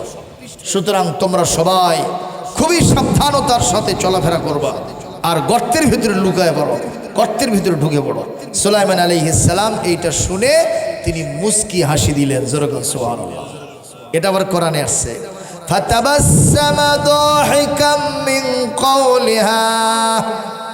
সুলাইমান আলাইহিস সালাম ওই পিঁপড়ার কথা শুনে তিনি মুস্কি হাসি দিলেন, আর আল্লাহর কাছে বললেন, আল্লাহ, আমার কত ক্ষমতা আপনি দান করছেন, আমি পিঁপড়ার ভাষাটা পর্যন্ত বুঝতে পারতেছি। আমরা কি বুঝি? আমরা কি বুঝি না। সুলাইমান বলেন, আব্বা, আমার আব্বা যার নাম দাউদ আলাইহিস সালাম, আমার আব্বার প্রতি আল্লাহ গো আপনি অনেক ফজিলত দিয়েছেন, বরকত দিয়েছেন, তার প্রতি রহমত করেছেন। আমার আব্বার যে মর্যাদা, আমার আব্বার জন্য ওই যে লোহাটা মমের মতো গলে যায় ধরার সাথে সাথে, আবার সমুদ্রের মাছেরা পর্যন্ত আমার বাবার তেলাওয়াত শোনার জন্য এসে তাল নিয়ে থাকে। আমার প্রতি আর আমার বাপের প্রতি যেই রকম রহমত, বরকত আর ক্ষমতা আপনি দিয়েছেন, এর জন্য যেন আমরা বেশি করে শুকরিয়া আদায় করতে পারি, আপনি আমাদেরকে তৌফিক দান করে। কি কন? ক্ষমতা পাওয়ার পরে আল্লাহর শুকরিয়া আদায় করলে আল্লাহ ক্ষমতার দৌড় বাড়ায় দেয়, কিন্তু যদি শুকরিয়া আদায় না করে আলেম ওলামার উপরে নির্যাতন করে। কথা কন ঠিক না বেঠিক? আল্লামা সাইদিকে মেরে ফেললো, কি কন ঠিক না বেঠিক? আরো বড় বড় আলেমদেরকে জমিন থেকে বিদায় করে দিল। এগুলো যদি না করত, বরং আল্লাহর শুকরিয়া যদি বেশি করে করত, আমার মনে হয় শেখের বিটিকে বাংলাদেশ থেকে কেউ তাড়াতে পারত না। কিন্তু আল্লাহ বলতেছেন যতই উঁচু উঁচু ব্রিজ করো, কথা কয় না। এখন কিন্তু ব্রিজের সংখ্যা কম নাই।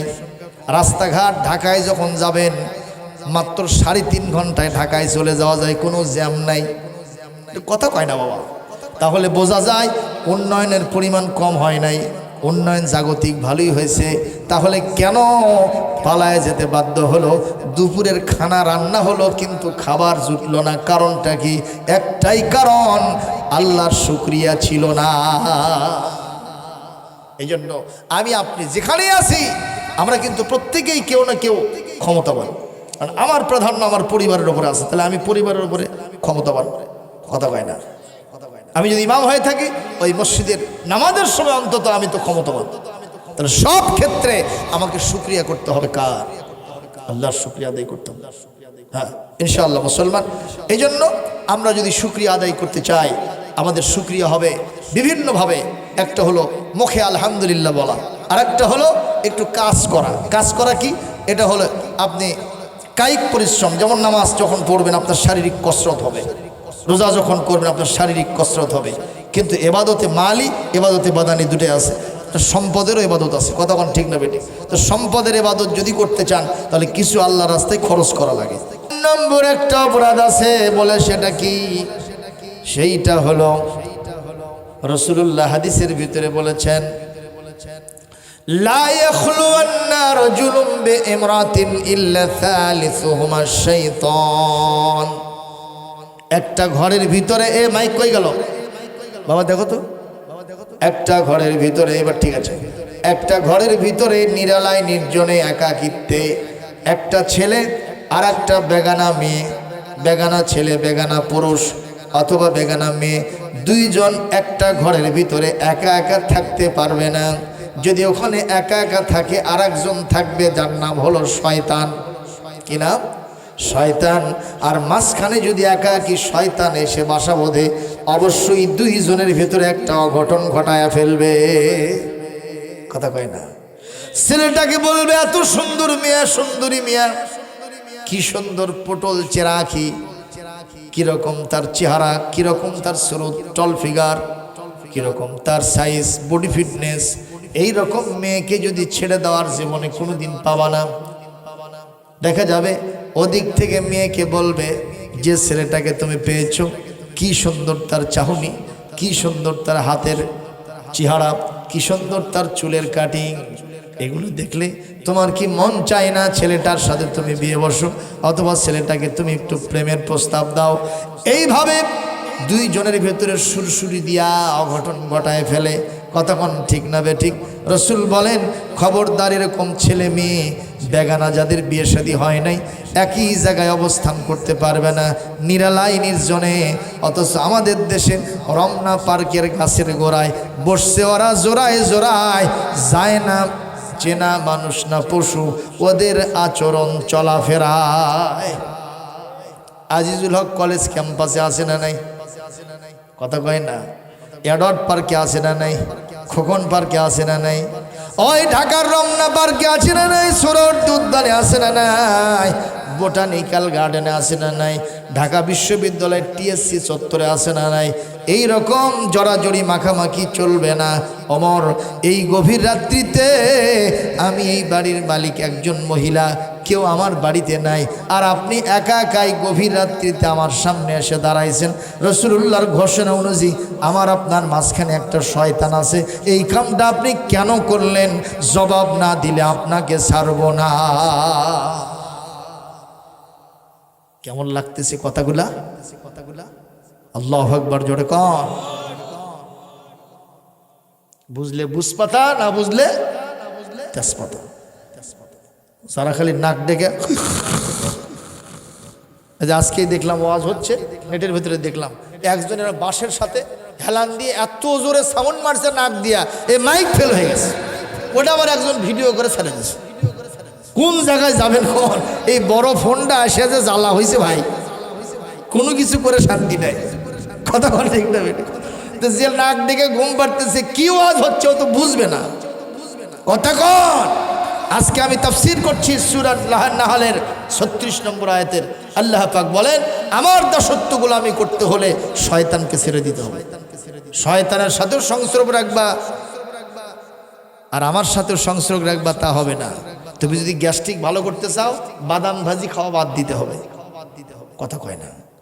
তুমি যদি তোমার ডায়াবেটিস ভালো করতে চাও, তাহলে তোমাকে মিষ্টি খাওয়া চলিবে না। তুমি যদি আমি আল্লাহকে পেতে চাও, শয়তানকে নেওয়া যাবে না। ঠিক কিনা বলে? আমি সেই তাফসীর করতে গিয়া এই ঘটনা নিয়ে আসছি। হযরত ওমর কান্না শুরু করে দিয়েছেন। আহা, মহিলা তো একের কড়া মহিলারে, কোরআনে কারীম থেকে এত দক্ষতা অর্জন করেছে, আর আমার প্রত্যেকটি কাজ দলিল দিয়ে দিয়ে প্রমাণ করছে। আমি 4টা অপরাধ করছি আর মহিলা একটা করছে। কত বড় কথা! সঙ্গে সঙ্গে মহিলা বলছেন, ওমর এতগুলি অপরাধ করে আমাকে ধরতে আসছেন, আপনি তো নিজেই দাগি আসামি হয়ে গেছে। হযরত ওমর বলছেন, মা তুমি আমাকে ক্ষমা করো। মহিলা কেন গায়ে গায় সেটা হয়তো আজকে বলতে পারবো না, এখন শুধু জবাবটা দিব যে ওমর এত বড় মাপের একজন সাহাবী হওয়া সত্ত্বেও এই কাজগুলো তিনি কেমনি করলেন। এটা কি শুনবেন না আপনারা? না শুনলে তো আমাকে জাতীয় দেওয়া যাবে না, কারণ ওমরের বিরুদ্ধে এলিগেশন দায়ের করেছি, এটার জবাব না পেলে তো আপনার আমাকে ছাড়া উচিত না। এই কথা কর না কেন আপনারা?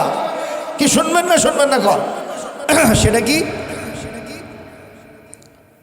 আপনার বাড়িতে পুলিশ আসছে আসামিকে ধরার জন্য। পুলিশ আসামি ধরার জন্য আসছে। এখন পুলিশ যদি এসে বলে যে আসসালামু আলাইকুম ওয়া রাহমাতুল্লাহ, আসামি ভাই আমি একটু আপনার বাড়িতে ঢুকতে চাই, একটু দরজাটা খুলে দেন, তাহলে আসামি থাকবে তো নাকি? এ কথা কোন থাকবে? আসামির চ্যালেঞ্জ হবে যে পুলিশ হোক সাইজ করে কেমনে বার হয়ে যায়। কথা কোন ঠিক কিনা? হযরত ওমরের হাতে আছে রাষ্ট্রীয় দায়িত্ব, প্রশাসনিক দায়িত্ব। প্রশাসনিক দায়িত্ব তেনার হাতে আছে।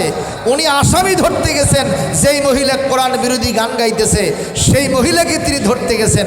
সুতরাং এখানে প্রাচীর টপকায়ে গেলেন নাকি কোন দিক থেকে গেলেন, ওখানেও একজন থাকলো না দুইজন থাকলো, কি হলো না হলো এগুলো দেখার প্রশ্ন আছে। মূল কথা হলো আসামিকে ধরতে হবে। ঠিক আসতে বললেন মানে? ঠিক আসতে বললেন, জোরে বলেন, কথা কি সঠিক না ঠিক? উনি যদি সালাম দিয়ে বলতেন, মহিলা আমি তোমাকে ধরবো, একটু দরজাটা খুলে দাও, মহিলা তো কান বন্ধ করে দেবে। কথা কন না কেন? আর অথচ যদি আসামি ধরতে হয় মালে জালে ধরতে হয়। উনি সেই জন্য গেছেন। আসলে কোরআন এবং হাদিস পর্যালোচনা করে দেখা যায় হযরত ওমরের সব কাজ ঠিক আছে, একটা কাজও কোরআন বিরোধী হয় নাই। কিন্তু তিনি কাঁদলেন কেন? যেহেতু তার বিরুদ্ধে আয়াতগুলো আসতেছে। উনি চিন্তা করলেন তারপরেও যদি এতটুকুন কসুর ভুল হয়ে যায়, আমি আল্লাহর কাছে মাপ চাই। জোরে বলেন না সুবহানাল্লাহ। আল্লাহুম্মা সাল্লি আলা মাওলানা মুহাম্মদ।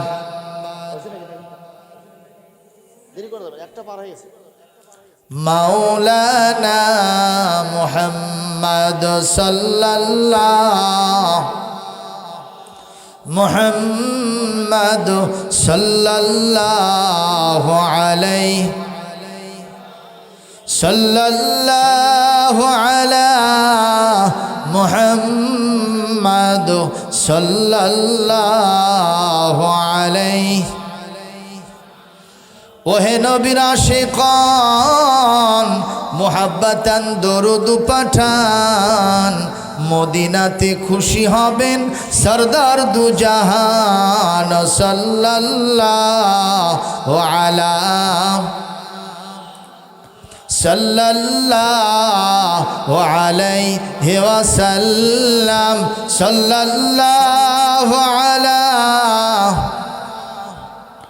সাল্লাল্লাহু আলাইহি। হযরতে ওমর ছিলেন বীর পালোয়ান, নবীজির শের কাটতে গিয়ে হইলেন মুসলমান সাল্লাল্লাহু আলা সাল্লাল্লাহু আলাইহি ওয়াসাল্লাম সাল্লাল্লাহু আলা মুহাম্মাদ সাল্লাল্লাহু আলাইহি। আমি এতক্ষণ ধরে আপনাদের সামনে কোরআন এবং সুন্নাহর নিরিখে অনেক কথা বলার চেষ্টা করেছি। আপনারা কষ্ট পেয়েছেন, নিশ্চয় কষ্ট পেয়েছেন। রাসূলের একটা সহিহ হাদিস আপনাদের সামনে পড়েছিলাম, সে হাদিসের অনুবাদ না করলে সার পর্ব হবে না, আল্লাহর কাছে দায়ী থাকতে হবে। বুখারী মুসলিম সহ সহিহ হাদিসের কিতাবগুলি হাদিসটা এসেছে। সেটা হলেই হযরত আবু হুরায়রা রাদিয়াল্লাহু তাআলা বলেন, আমরা রাসূলের পাশে বসেছিলাম, এক সময় দেখি নবী করিম সাল্লাল্লাহু আলাইহি সাল্লামের কাছে এক আরব বেদুইন এসে গেল।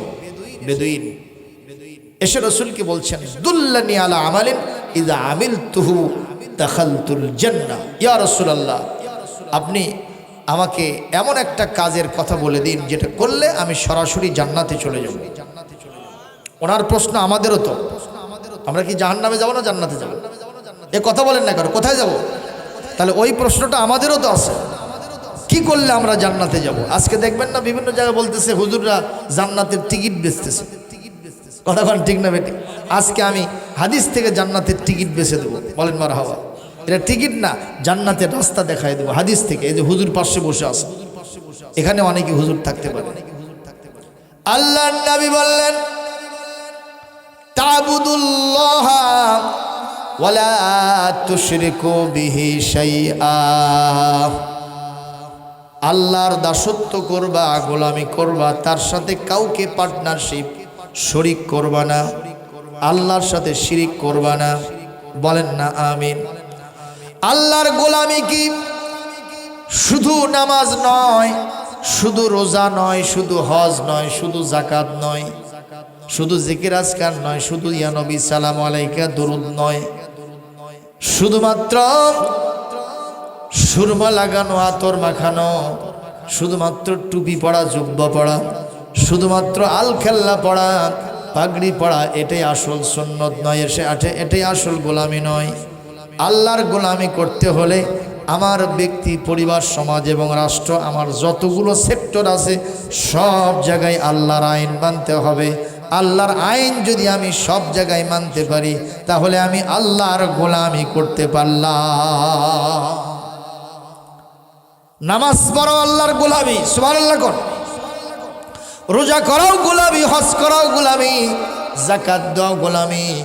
তবে ওইগুলো থেকে শিক্ষা নিতে হবে, এইগুলো আমি যার বিধান অনুযায়ী করলাম, ওই আল্লাহর বিধান দিয়ে আমি ব্যবসা করব, ওই আল্লাহর বিধান দিয়ে আমি চোরের হাত কাটা আইন পাশ করব, ওই আল্লাহর বিধান দিয়ে আমি জেনা করলে সঙ্গে সার করব, মানুষ হত্যা করলে তার বিচার কেসাস আইন জারি করব। কথা কয় না কেন? জমির আইল ঠেলা যাবে না ওই আল্লাহর আইনে। আমার বোন, আমার বাপের সম্পত্তি আমি যা পাবো তার অর্ধেক পাবে, এটা ঠিক মতো দিয়ে দাও, এটাও আল্লাহর আইন, এটাও আল্লাহর গোলামি। কথা কন ঠিক না বে ঠিক? এরপরে খাদ্যে ভেজাল দেওয়া যাবে না, ওজনে কম দেওয়া যাবে না, চুরি করা যাবে না, ডাকাতি দেওয়া যাবে না, জেনা ব্যভিচার করা যাবে না। কথা বলেন ঠিক না বে ঠিক? নারীদেরকে বেপর্দায় থাকা যাবে না, পর্দায় করতে হবে। এগুলোও হলো আল্লাহর গোলামি। এই সবগুলি জীবনের সাথে যখন মিলাই নিতে পারবো আমরা আল্লাহর গোলামি করতে পারবো। যখন ঠিক কিনা? শিরিক করা যাবে না, তার মানে কি? আল্লাহর যা যা ক্ষমতা আছে তার সাথে অন্যকে কখনো সমান করা যাবে না। যেমন আমার ভাগ্যের উন্নতি করতে পারে কে? আমাকে সন্তান দিতে পারে কে? আমি বিয়ে করেছি হয়তো 14 বছর আগে, 15 বছর, 20 বছর আগে সন্তান হয় না।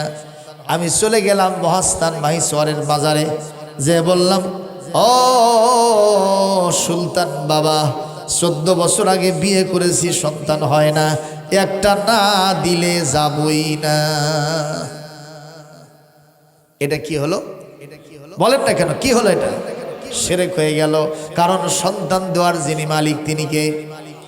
ইয়াহাবু লিমান ইয়াশাউ ইনাসাও ওয়া ইয়াহাবু লিমান ইয়াশাউ যুকুর ওয়া ইয়াজআলু আও ইউযাফফিজুহুম যুকুরানা ওয়া ইনাসা ওয়া ইয়াজআলু মান ইয়াশাউ আকিমা।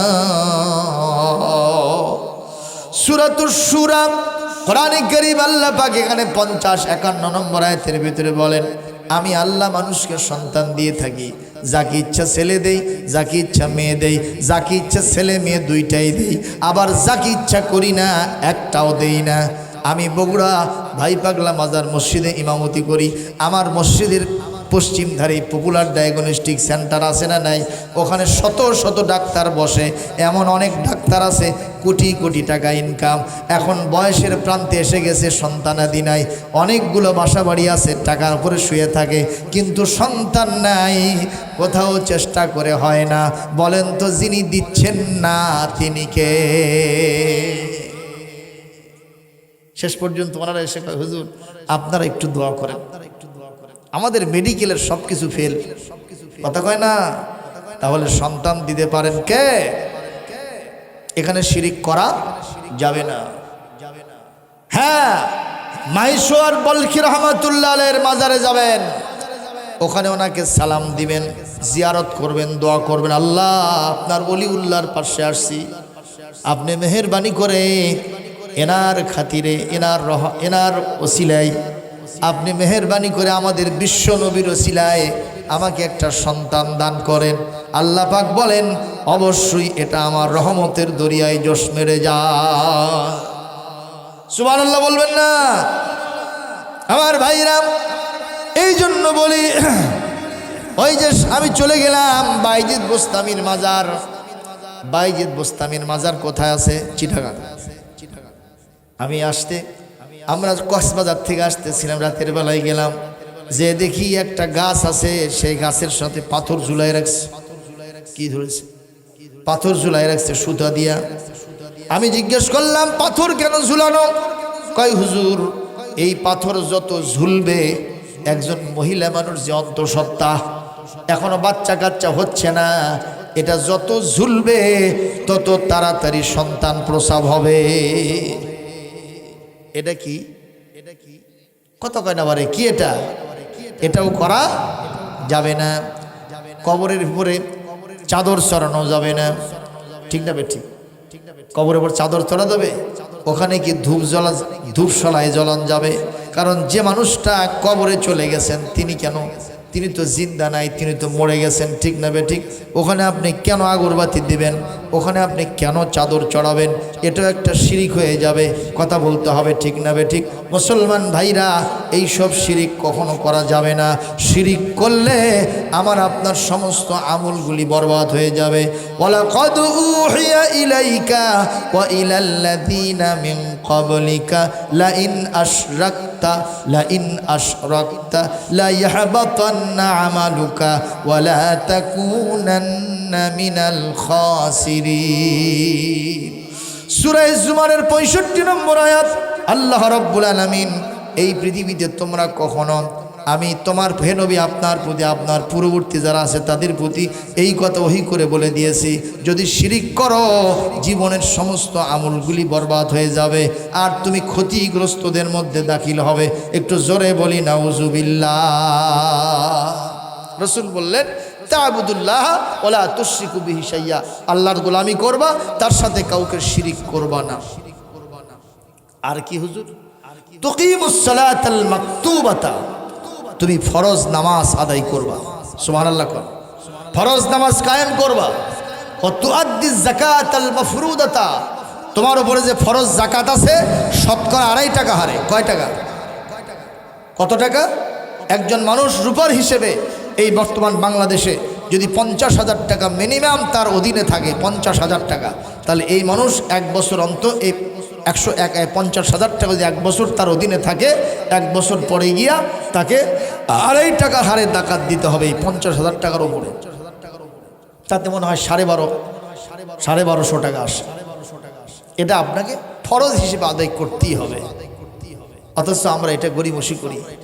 কিয়ামতের দিন আপনার সম্পদগুলি সব আল্লাহ বিষধর সাপ বানায়া আপনার গলার সাথে পেঁচে দিবেন, আপনার হাতের সাথে পায়ের সাথে পেঁচে দিবেন, এমনভাবে দংশন করতে থাকবে কিয়ামত সংগঠিত হওয়ার আগ পর্যন্ত। এবং সেই সাপগুলি এত বিষধর, একটা ফোঁস যদি জমিনের ভেতরে ছাড়ে সমস্ত সবুজ বৃক্ষলতাগুলি পুড়ে ছারখার হবে। বলেন নাউজুবিল্লাহ। এরকম সাপের দংশন কি আমরা কেউ গ্রহণ করতে রাজি আছি? ও বলতে থাকবে আনা মালুকা আনা কানজুকা, আমি আর কেউ না রে, আমি তোমার সঞ্চিত সম্পদ, আমি হলো তোমার ধন সম্পদ, আমি আজকে সাপ হয়ে তোমাকে দংশন করছি যেহেতু তুমি যাকাত আদায় কর নাই। এটা জোরে বলেন নাউজুবিল্লাহ। এটা করবা। আর কি? তাসুম রমাদান, রমজান মাস আসলে তুমি রোজা পালন করবা। উনি বললেন হুজুর আর কিছু আছে? বলে আর এইটুকুই আমি বললাম। বলি ইয়া রাসূলুল্লাহ, আমি আল্লাহর নামে শপথ দিয়ে বলছি, লা আযীদু আলা হাযা শাইআও ওয়ালা আনকুসু মিনহু, আপনি যা বলছেন এর থেকে বেশিও করব না, কমও করব না, আমি এইটুকুই করব। রাসূল বলেন দ্যাটস এনাফ ফর ইউ, এটাই যথেষ্ট। ফালাম্মা আল্লাহ, এই লোকটা যখন রাসূলুল্লাহর মজলিস থেকে বাড়ির দিকে যেতে নিল, হুজুর সাহাবীদেরকে বললেন, তোমরা কি দুনিয়াতে কোনো জান্নাতি মানুষ দেখে নিজেদের চক্ষু জোড়াতে চাও, নিজেদের সন্তুষ্ট হতে চাও জান্নাতি মানুষ দেখে? সাহাবীরা বললেন হুজুর জান্নাতি মানুষ তো দেখতেই চাই। বলে ফালিয়ানজুর হাজা, এই যে লোকটা আমার কাছে ওয়াদা অঙ্গীকার করে গেল, এই লোকের দিকে তাকাও, এই লোকটা হলো বেশক আল্লাহর জান্নাতি বান্দা।